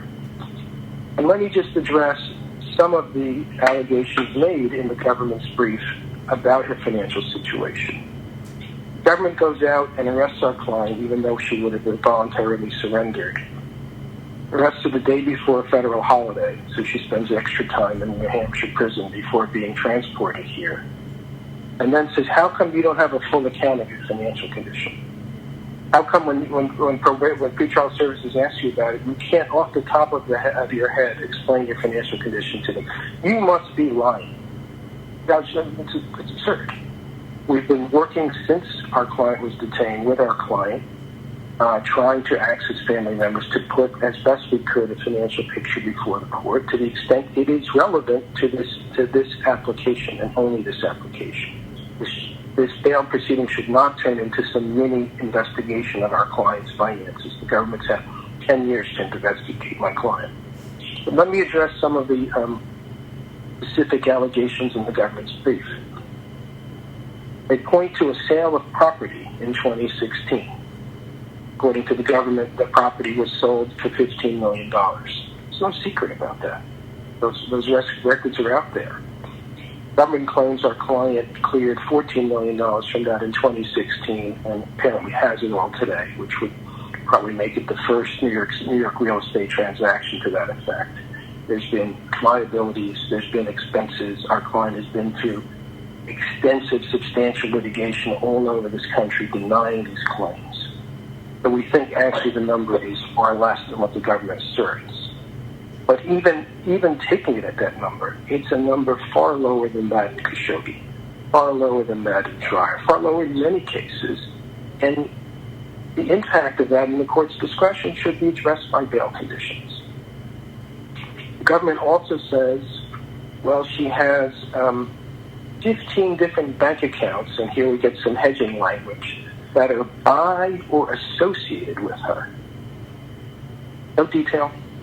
No explanation to the court, just more dirt. It's really 15 they're trying to say. Well, she has 3 bank accounts that she disclosed.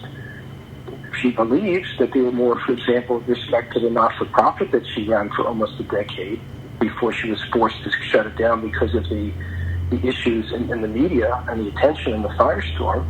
So it's some number less. And if it's important to the court, we will do our best to pull it together. But under the relevant cases, it doesn't change the analysis. And let me go through the last one, Your Honor. They say in their brief that they were transfers of funds. One was a transfer of $500,000. We believe that what that is was a bond maturing. So when a bond matures, it is transferred out. And then there was another one, and the government sort of changes its mind between its opening brief and its reply brief. I'm sure by tomorrow we'll have some new speculation for Your Honor. But essentially, let's call it a several $100,000 transfer out of an account in June and July of 2019. What does that refer to? It refers to one of the themes we've been talking about in our submission and all of today, Your Honor. When Mr. Epstein was arrested, it had all kinds of effects on our client. One of which was that the bank in question, referencing the government's case, his submission dropped her. When the bank drops you, you have to transfer your funds out. That's true. That's what happened. So there's nothing in there that's sinister. There's nothing in there that shows an intent to evade, and nothing there that, consistent with the cases, warrants detention. And one last point on the financial stuff, Your Honor, before if I might. In the reply brief, we get a new allegation that a FBAR, F-B-A-R, a foreign filing was made in 2018 and 2019, disclosing that our client had a foreign bank account. Let's stop there. Our client makes a legally required filing with the Treasury Department, obeys the law, and discloses a foreign bank account. And the government is claiming that's evidence of hiding. I mean, this is all really just upside down, Your Honor. It's just, these are not factors to be considered in exercising your discretion on the 3142. Let me turn very quickly to the other two factors that are relevant to today's purposes, because as Your Honor has pointed out, the government is not proceeding on a dangerousness ground. That's the G1 and G2 factors, the nature and circumstances of the case, and the weight of the evidence. And here I think we are, if you bear with me a moment, Your Honor.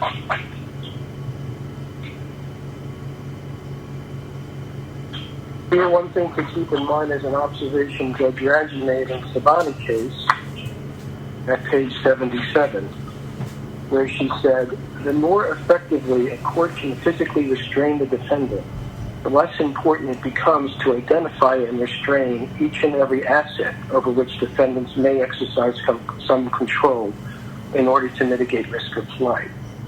So if and we've suggested them, but they may be modified by the court, can put in place stringent bail conditions, we don't need to have a sidelong, month-long hearing about my client's assets, which is just designed to keep her in detention. That was an observation by Judge Raggi in Sabani.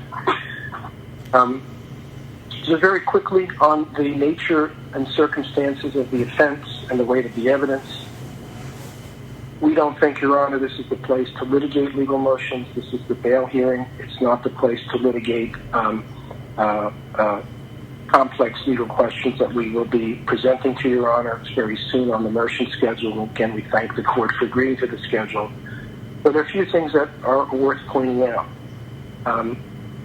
We believe there are very significant motions here that will affect whether this indictment survives at all or the shape of this indictment. And given the government's representation that it's not planning to supersede, would affect the shape of the entire case or any case at all that proceeds before the court at trial, if there is a trial.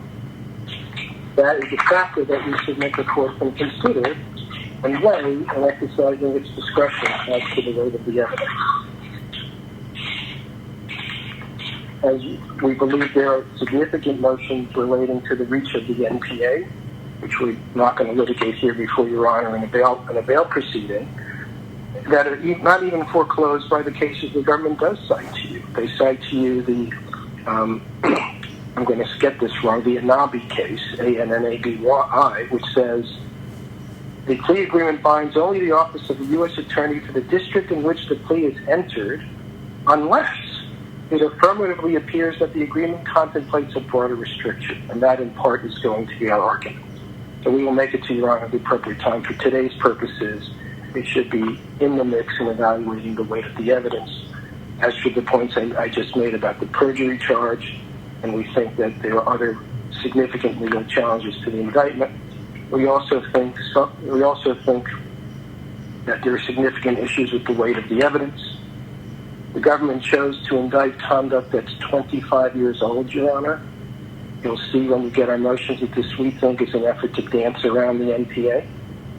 We come into an earlier time period and a later time period. It's all tactics. That's all this is about. This case is about tactics. It's an effort to dance around the NPA.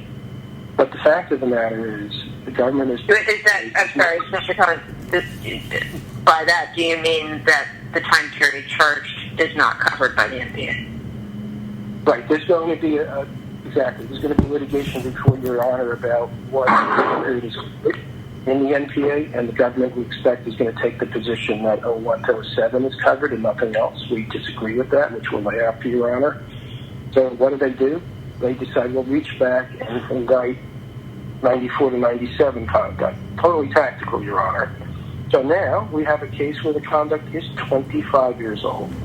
No tapes, no video, none of the sort of things you would expect in an aged case that we're going to have to defend. And we are going to defend, and I think it goes to the court's consideration of the weight in the context, the only application that's before Your Honor, which is how to weigh the 3142 factors with the structure of the statute, with the guidance of the Second Circuit and the Supreme Court, which is in favor of bail on appropriate conditions. So we submit that the package we laid out for the court is sufficient, but we are certainly willing, if the court deems it necessary, to leave the proceeding open, and we think we could be back to the court, I think, in a week. If there's more the court wants or there's more detail, we've just been hampered by the fact that our client has been, by design, kept in custody. And let me just give you, Your Honor, a little flavor for that. I know we're... Wait, Mr. Khan, I missed that last point. Could you repeat it, please? I'm sorry.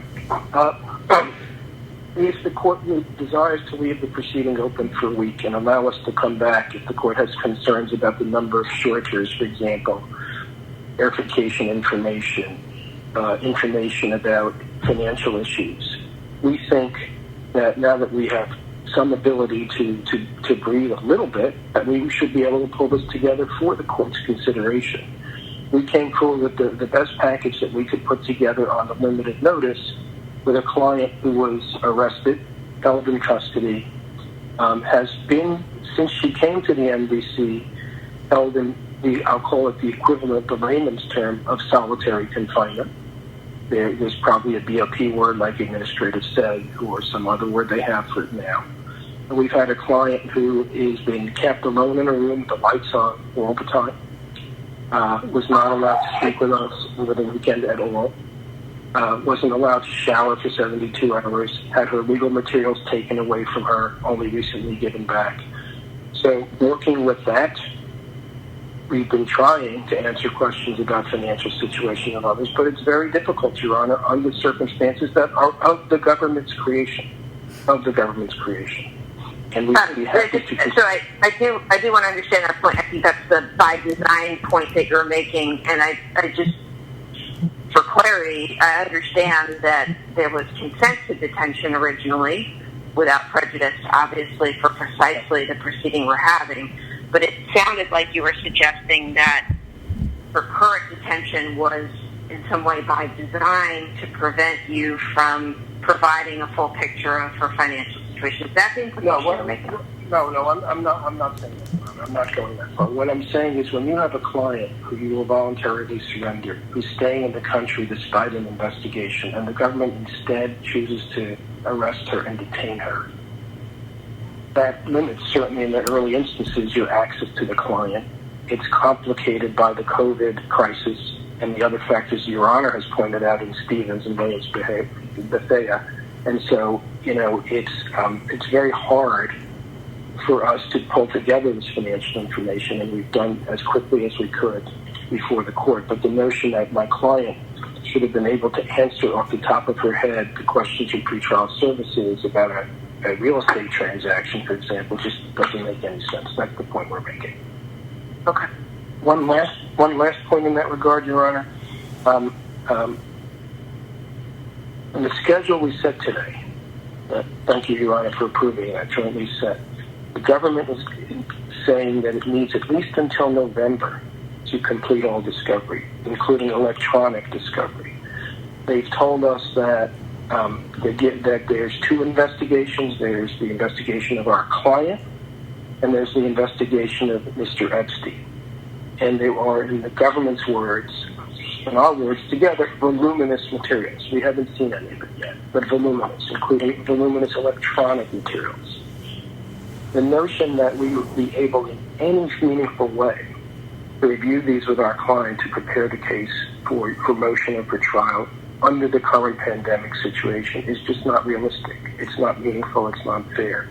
And I should say, as Your Honor noted, in the Stevens case, we're not faulting the Bureau of Prisons. We're not faulting the Marshal Service. We understand they're doing the best they can under the circumstances. But this is just not realistic. You have a conduct that's alleged to be 25 years old.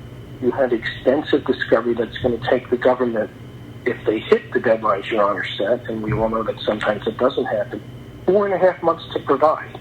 And the government wants our client to remain in custody the whole time without being able to meet with us in person, with limited access, in some form of administrative seg, apparently because they're afraid of what happened with Mr. Epstein. I don't know.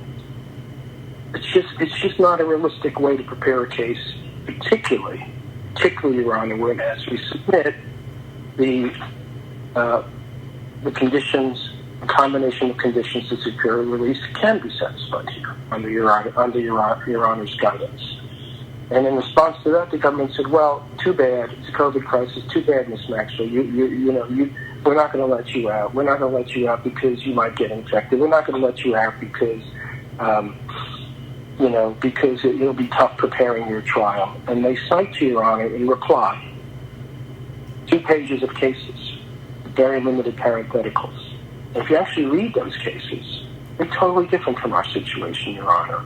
The case that they cite on health risks in the prison environment, they cite 14 cases. 12 of them are dangerousness cases, with people who are convicted of multiple felonies, including weapons felonies. The courts in those cases determine the COVID factors do not outweigh that analysis.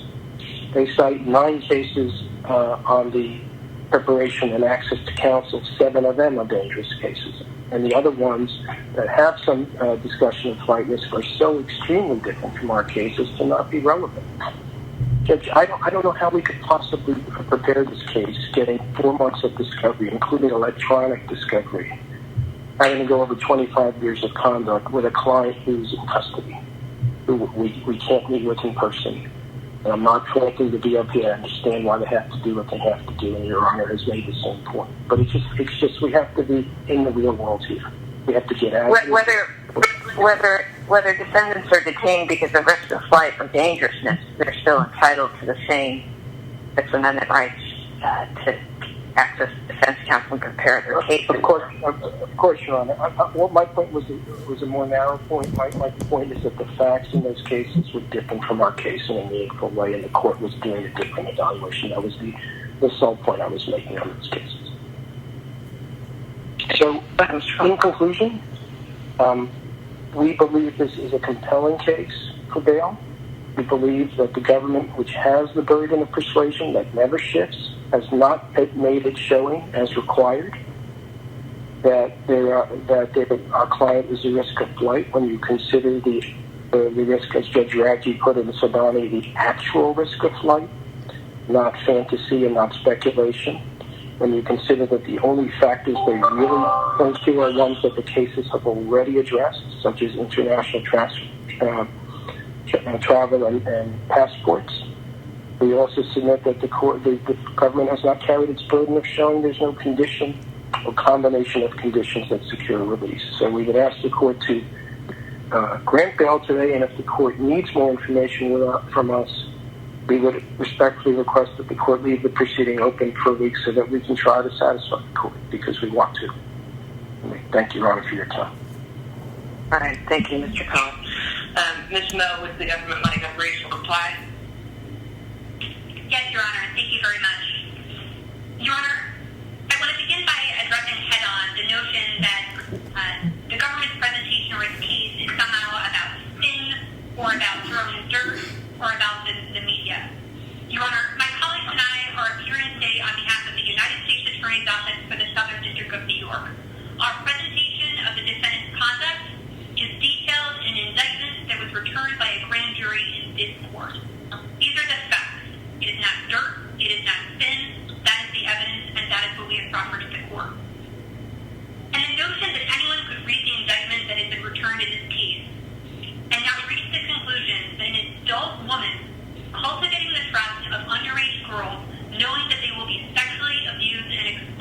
adult man and conclude that that is chilling conduct, that is on the face of the indictment, Your Honor. Turning to the facts we have proffered to the court about the defendant's finances, and particularly about the defendant's conduct in hiding, it appears, Your Honor, that it is undisputed that the defendant was living in hiding and took those actions. There cannot be any sin or characterization of this sin. Those are the facts which appear to be undisputed. Turning to several specific points, Your Honor, that I'd like to respond to. I want to address the notion that the defendant would have surrendered if the government had asked her to. And as defense counsel conceded, no offer along those lines was ever made. And of course, the government doesn't have to accept the defense counsel's representation that their client would surrender. In fact, the fact that the government took these measures to arrest the defendant reflects how seriously the government takes the risk of the defendant in the flight. Why on earth would the government notify the defendant through her counsel that she was about to be indicted and arrested if the government had serious concerns that she was at risk of flight? That is exactly what occurred here. In addition, it is interesting that the defense counsel notes that it should have been obvious to the government that the defendant would have surrendered, when at the same time, in civil litigation in this district, defense counsel declined to accept service on behalf of plaintiffs who were seeking to sue the defendant in connection with some of these allegations, and they were required to seek leave of the court to serve the defendant through their counsel. Your Honor, turning to the question of the defendant's finances, there is still at this point no substantive response regarding the defendant's finances, or about her lack of candor to the court, significantly. And while we recognize that it appears that the defendant's extensive resources may be in complicated banking records, at a basic level, the defense argument is that she cannot remember off the top of her head just how many millions of dollars she has. That should cause the court serious concern. A bail hearing, Your Honor, is not an opportunity for the defendant to solely reveal information until the court deems it sufficient. That is not a sufficient process here. That is not appropriate. This information is coming out in dribs and drabs, and the defendant should not be in a position to slowly but surely concede as the government reveals that she has been less than candid with the court about her finances. There are serious concerns here. With respect to the notion that the defendant could just surrender her passport, there are, of course, no limitations this court could set on a foreign government issuing travel documents to a defendant or accepting her if she were to enter into that country. And finally, Your Honor, with respect to the case law the defense cited, they ignore the obvious comparator case, which is Judge Berman's decision regarding Jeffrey Epstein, which rested both on risk of flight grounds and on dangerousness grounds. And as Judge Berman detailed, the detention was appropriate in that case on risk of flight alone. And again, that conduct was, at that point, significant time had passed, and Jeffrey Epstein himself was not a foreign citizen. And I think I want to respond with respect to the NTA.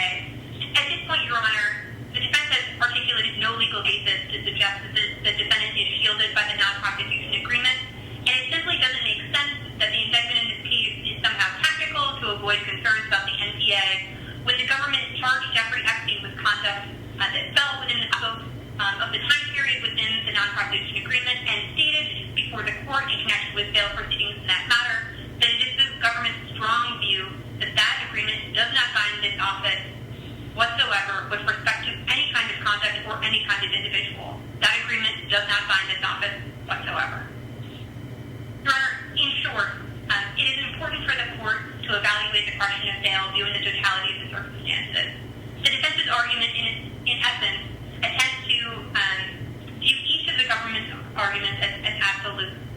But when you review the totality of the circumstances, the defendant's extensive international ties, her conduct over the past year, her unknown finances, and unwillingness to be more candid with the court about her resources to flee, her specific bail proposal, which provides absolutely no security to the court, it is clear the defendant has not met her burden to rebut the presumption of detention in this case. The government urges the court to detain this defendant consistent with the recommendation of pretrial services and the request of the victims. It is important, Your Honor, that there be a trial in this case, and the government has serious concerns that the defendant will flee if afforded the opportunity. Thank you, Your Honor. Briefly, Ms. Moe, just a couple of legal questions. Mr. Cohen argued that you failed to address directly the standards, the burdens under the statutory provision, and that you've avoided the fact of the government continuing to carry the burden by preponderance of the evidence with respect to risk of slight intent, whether there are measures that could assure appearance. Do you dispute anything legally suggested by Mr. Cohen in terms of the standard that applies? Your Honor, the government submits that the standard is clear. It is the defendant's burden of production to rebut the presumption that there are no set of conditions that could reasonably assure her continued appearance in this case. The government has the ultimate burden of persuasion, but it is the defendant's burden of production. She has failed to meet that burden for the reasons we've set forth in our briefing and arguments today. Okay. And then the other legal question I have, I think Mr. Cohen began his presentation by noting, by raising case law suggesting the lack of relevance of the statements of the alleged victims, although fully recognizing their entitlement under the law to be heard. What is the government's position with respect to the relevance of the alleged victim statements in the 3142 analysis? Your Honor, the government has not proffered victim testimony or information in an effort to support its motion. To the contrary, the victims have appeared consistent with their rights under the Crime Victims' Rights Act. Of course, as we noted in our reply brief, it is very important to the government that the victims receive justice in this case and that there be a trial so that can happen. That is very important to the government, and we respectfully submit that the court should take that into account. However, again, the victim's participation in this proceeding is pursuant to their rights under the Crime Victims' Rights Act and is not part of the government's presentation in this case. Okay, so I should not consider it, should not consider the substance of the statements in the overall bail analysis. Your Honor, with respect to the nature and circumstances of the offense conduct, the government submits that the statements of the victims certainly sheds light on the gravity of the offense conduct, the harm that it has caused, and how serious that conduct is. The court can and should take that into account. My point was a procedural one, that it is not the case that the government is submitting this as evidence in support of its motion, but it is certainly the case that the victim's experiences, the harms that they have been caused, can be considered by the court with respect to the nature and circumstances of the offense conduct, which we submit is gravely serious. All right. Thank you. Mr. Cohen, very briefly, any final point? Yes, Your Honor, very briefly, I won't get into it, but I don't think she just answered your question about what they're doing with respect to the CBRA victims. I'll leave that to the court. Just very quickly, 2 points, Your Honor. The government says in its response now that the case to be relied upon distinguishes against U.S. v. Epstein. They didn't raise it in their opening memorandum or their reply or in their oral presentation before Your Honor. To the extent Your Honor considers it, and we have certainly looked at it in the transcript of the proceeding before Judge Berman, most of that case is about dangerousness, Your Honor, which is something the government is expressly not proceeding under here, because the conduct is 25 years old, among other reasons. And as to the risk of lung factors, Mr. Epstein had a prior felony conviction for conduct similar to that alleged in the indictment. The package before Judge Berman was only 2 suretors, and any properties that were offered to Judge Berman at the proceeding were already subject to forfeiture and so could not be proposed. So it's a very, very different situation in that case, which was not raised by the government, and that's why we didn't address it. And the last point, which I meant to raise earlier, Your Honor, and I'll end with this, and I should have raised it earlier. What we sometimes see in bail cases, and I'm sure Your Honor has seen this, is the government says, well, the defendant was hiding. And we have evidence, Your Honor, that the defendant was making plans to leave the country. That's the situation, frankly, in the U.S. v. Zarger case, the case by Judge Ghislane in 2000 that the government cites in its brief, but of course doesn't discuss the facts. There's nothing to that effect here.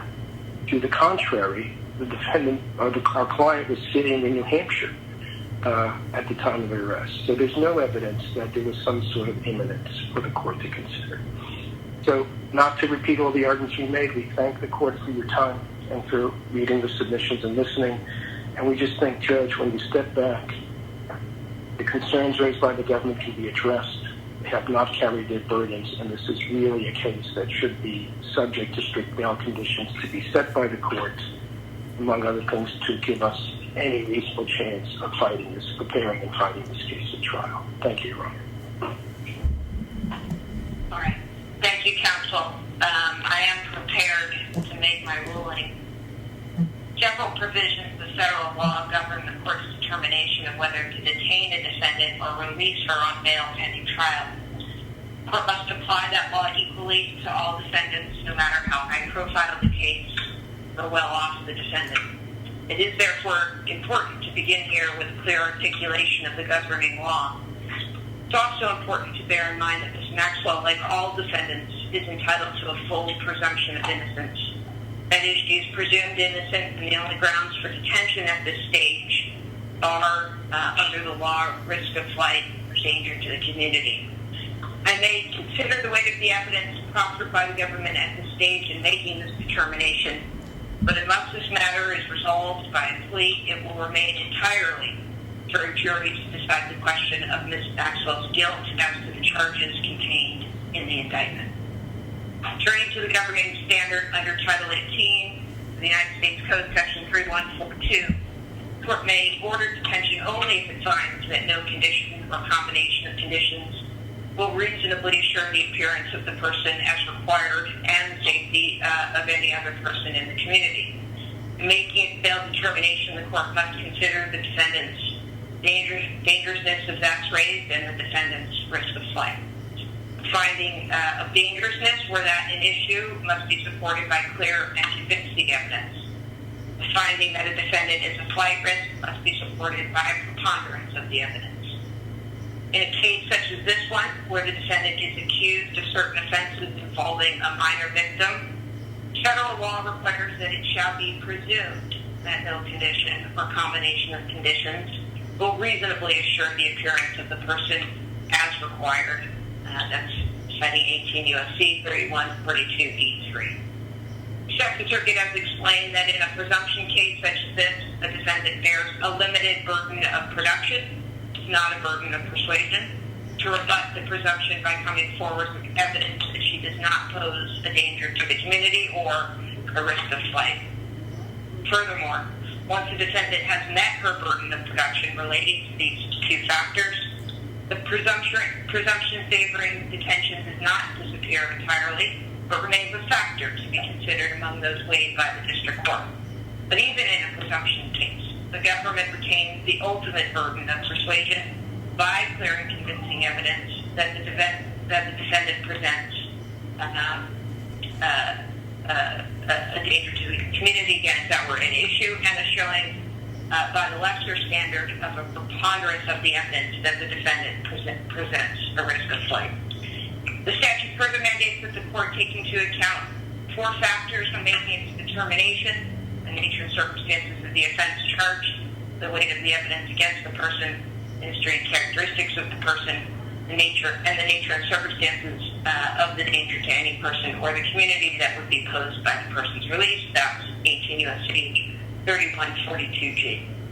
Now, as the court has laid out the federal statutory requirements that guide its bail determination, it turns to the government's specific application in this case for detention pending trial. The government does not argue, as has been repeatedly made clear today, for detention based on danger to the community. Instead, it rests its argument for detention on Ms. Maxwell's alleged risk of flight. As noted, in a flight risk case, the government bears the burden of proving by a preponderance of the evidence both that the defendant presents an actual risk of flight and that no condition or combination of conditions could be imposed on the defendant that would reasonably assure her presence in court. And I'm quoting there from United States versus Boustani, B-O-U-S-T-A-N-I, 932, F. 3rd, 79, Second Circuit, 2019. Court concludes as follows. First, the nature and circumstances of the offense here weigh in favor of detention.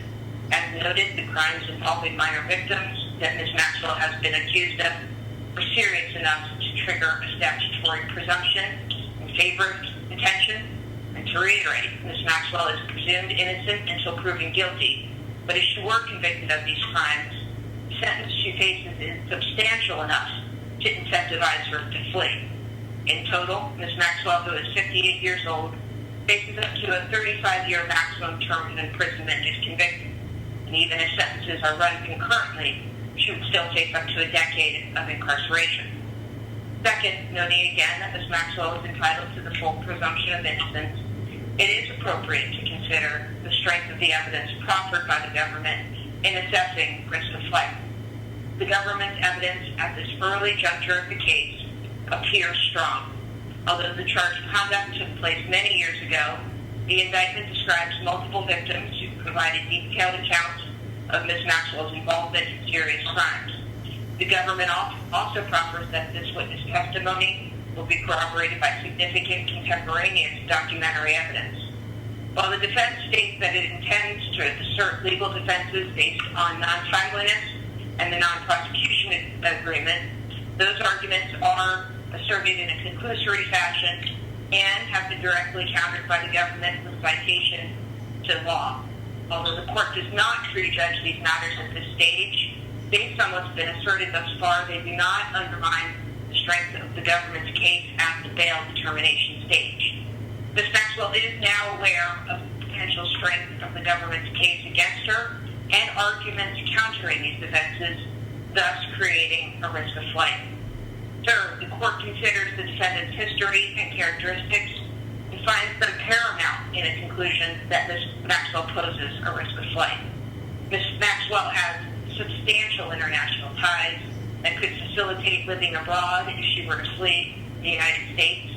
She holds multiple foreign citizenships, has familial and personal connections abroad, and owns at least one foreign property of significant value.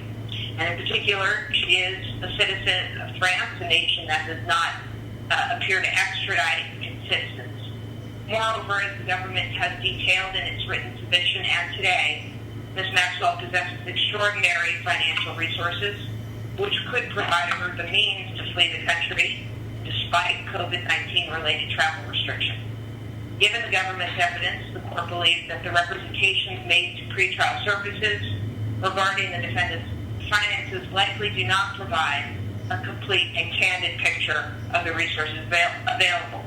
Additionally, while Ms. Maxwell does have some family and personal connections to the United States, the absence of any dependents or significant family ties or employment in the United States leads the court to conclude that flight would not pose an insurmountable burden for her, as is often the case in assessments of risk of flight. In sum, the combination of the seriousness of the crime, the potential length of the sentence, the strength of the government's case at this stage, the defendant's foreign connections, and the defendant's substantial financial resources all create both the motive and opportunity to flee. Now, in the face of this evidence, the defendant maintains that she's not a flight risk. She notes that even after the arrest of Jeffrey Epstein, and even after the implication by authorities and the press that there was an ongoing investigation into his alleged co-conspirators and that she may be implicated, she did not leave the United States. She hasn't traveled apparently outside the United States in over a year. To the contrary, through counsel, she stayed in contact with the government. The government doesn't contest these factual representations. The fact that Ms. Maxwell did not flee previously, given these circumstances, is a significant argument by the defense, and it is a relevant consideration. But the court does not give it controlling weight here. To begin, in spite of the Epstein prosecution, Ms. Maxwell herself may have expected to avoid prosecution. After all, she was not named in the original indictment. The case is therefore distinguishable from the United States versus Friedman, 837 F. 2nd, 48, 2nd Circuit, 1988, a case where release was ordered in part because the defendant took no steps to flee after a search warrant was executed against the defendant, and he'd been arrested on state charges several weeks earlier. Likewise, the mere fact that she stayed in contact with the government means little if that was an effort to stave off indictment, and she did not provide the government with her whereabouts. Circumstances of her arrest, as discussed, may cast some doubt on the claim that she was not hiding from the government, a claim that she makes throughout the papers and here today. But even if true, the reality that Ms. Maxwell may face such serious charges herself may not have set in until after she was actually indicted.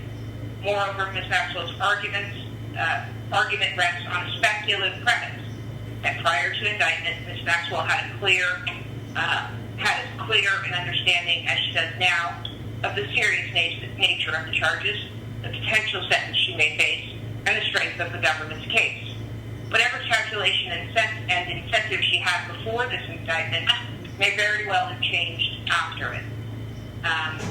In other words, her federal indictment may well change her earlier decision, and given the defendant's resources, the court concludes that Ms. Maxwell poses a substantial actual risk of flight. Having made this determination, the court next turns to whether the government has met its burden to show by a preponderance of the evidence that no combination of conditions could reasonably assure the defendant's presence. The court is persuaded that the government has met this burden and concludes that even the most restrictive conditions of release would be insufficient.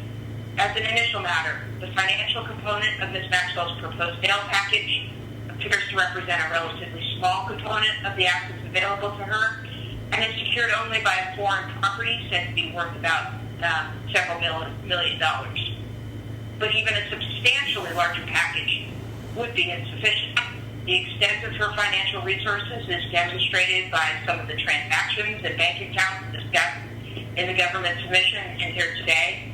And Ms. Maxwell has apparently failed to submit a full accounting, or even a close to full accounting, of her financial situation. She has provided the court with scarce information about the financial information of her proposed co-signers, for example. Without a clear picture of Ms. Maxwell's finances and the resources available to her, it is practically impossible to set financial bail conditions that could reasonably assure her appearance in court. Even if the picture of her financial resources were not opaque as it is, detention would still be appropriate. Crucially, the defendant not only has significant financial resources, but has demonstrated sophistication in hiding those resources and herself. After the arrest of Jeffrey Epstein, Ms. Maxwell retreated from view. She moved to New England, changing locations on multiple occasions, and appears to have made anonymous transactions, both big and small.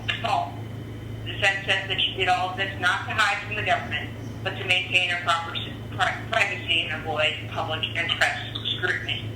Even assuming that Ms. Maxwell only wanted to hide from the press and public, assumption the court does not share, but even assuming that's the case, her recent conduct underscores her extraordinary capacity to evade detection, even in the face of what the defense has acknowledged to be extreme and unusual efforts to locate her. Because of these concerns, even a bail package with electronic monitoring and home security guards would be insufficient. Were she to flee, the defendant could simply remove the monitoring bracelet, and as other court members have observed, home detention with electronic monitoring does not prevent flight. At best, it limits the fleeing defendant's head start. Likewise, the possibility that Ms. Maxwell could evade security guards or monitoring is a significant one. The court finds by preponderance of the evidence that no combination of conditions could reasonably assure her presence at court. The risks are simply too great. Defense cites a number of cases, including Esposito, Dreyer, and Madoff, as examples of serious and high-profile prosecutions where courts, over the government's objection, granted bail to defendants with significant financial resources.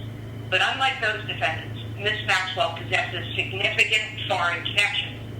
This case is distinguishable for other reasons as well.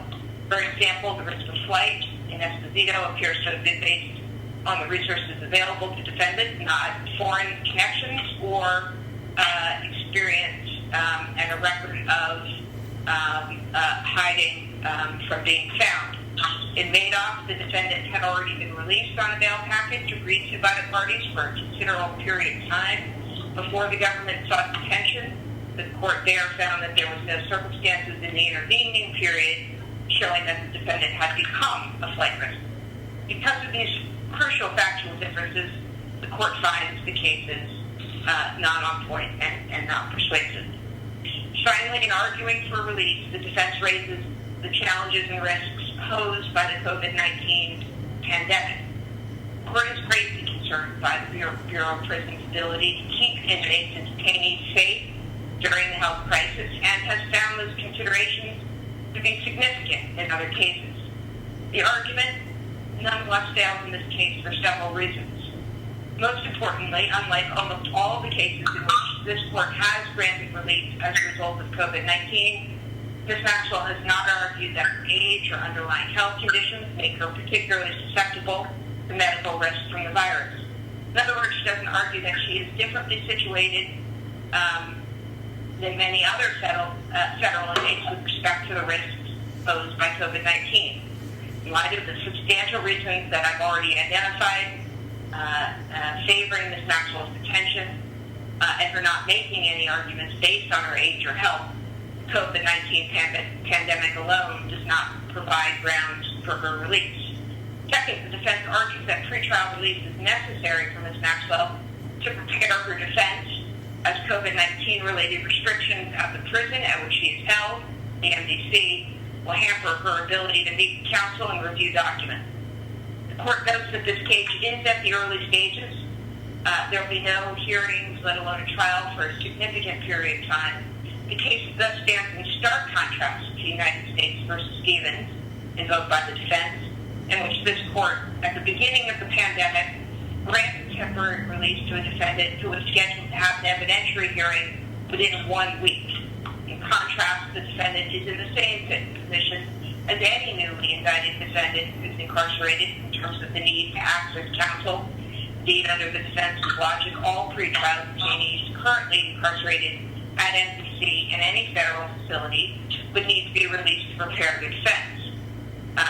To the contrary, the MDC has continued to develop procedures to ensure attorney-client access at the facility, and defendants detained at MDC are able to conduct video and phone conferences with their attorneys.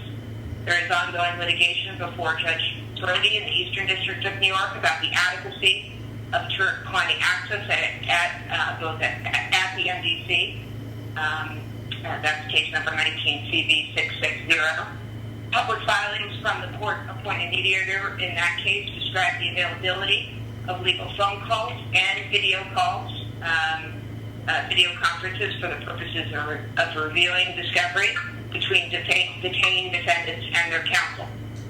And that same report indicates that NDC is currently developing a plan to resume in-person attorney-client visits in the near future. At this stage in this case, and at this point in the pandemic in New York City, these measures are sufficient to ensure Ms. Maxwell has access to her counsel. To further assuage these concerns, the court orders the government, in this case, and frankly all others before it, to work with the defense to provide adequate communication between counsel and client. If the defense finds this process inadequate in any way, it may make a specific application to this court for further release. In sum, and for all the foregoing reasons, the court finds that the government has met its burden of showing by a preponderance of the evidence that the defendant is a risk of flight and that no combination of conditions could reasonably assure the presence of the defendant at court. The defendant is hereby ordered to be detained pending trial. Counsel, is there anything else that I can address at this time? Mr. Cohen? Not from the defense, Your Honor. Thank you. Ms. Moe? Not from the government, Your Honor. Thank you. right, my thanks to counsel for your advocacy, and my thanks to the staff of the court who worked hard to provide the access to these proceedings in the pandemic. We are hereby adjourned.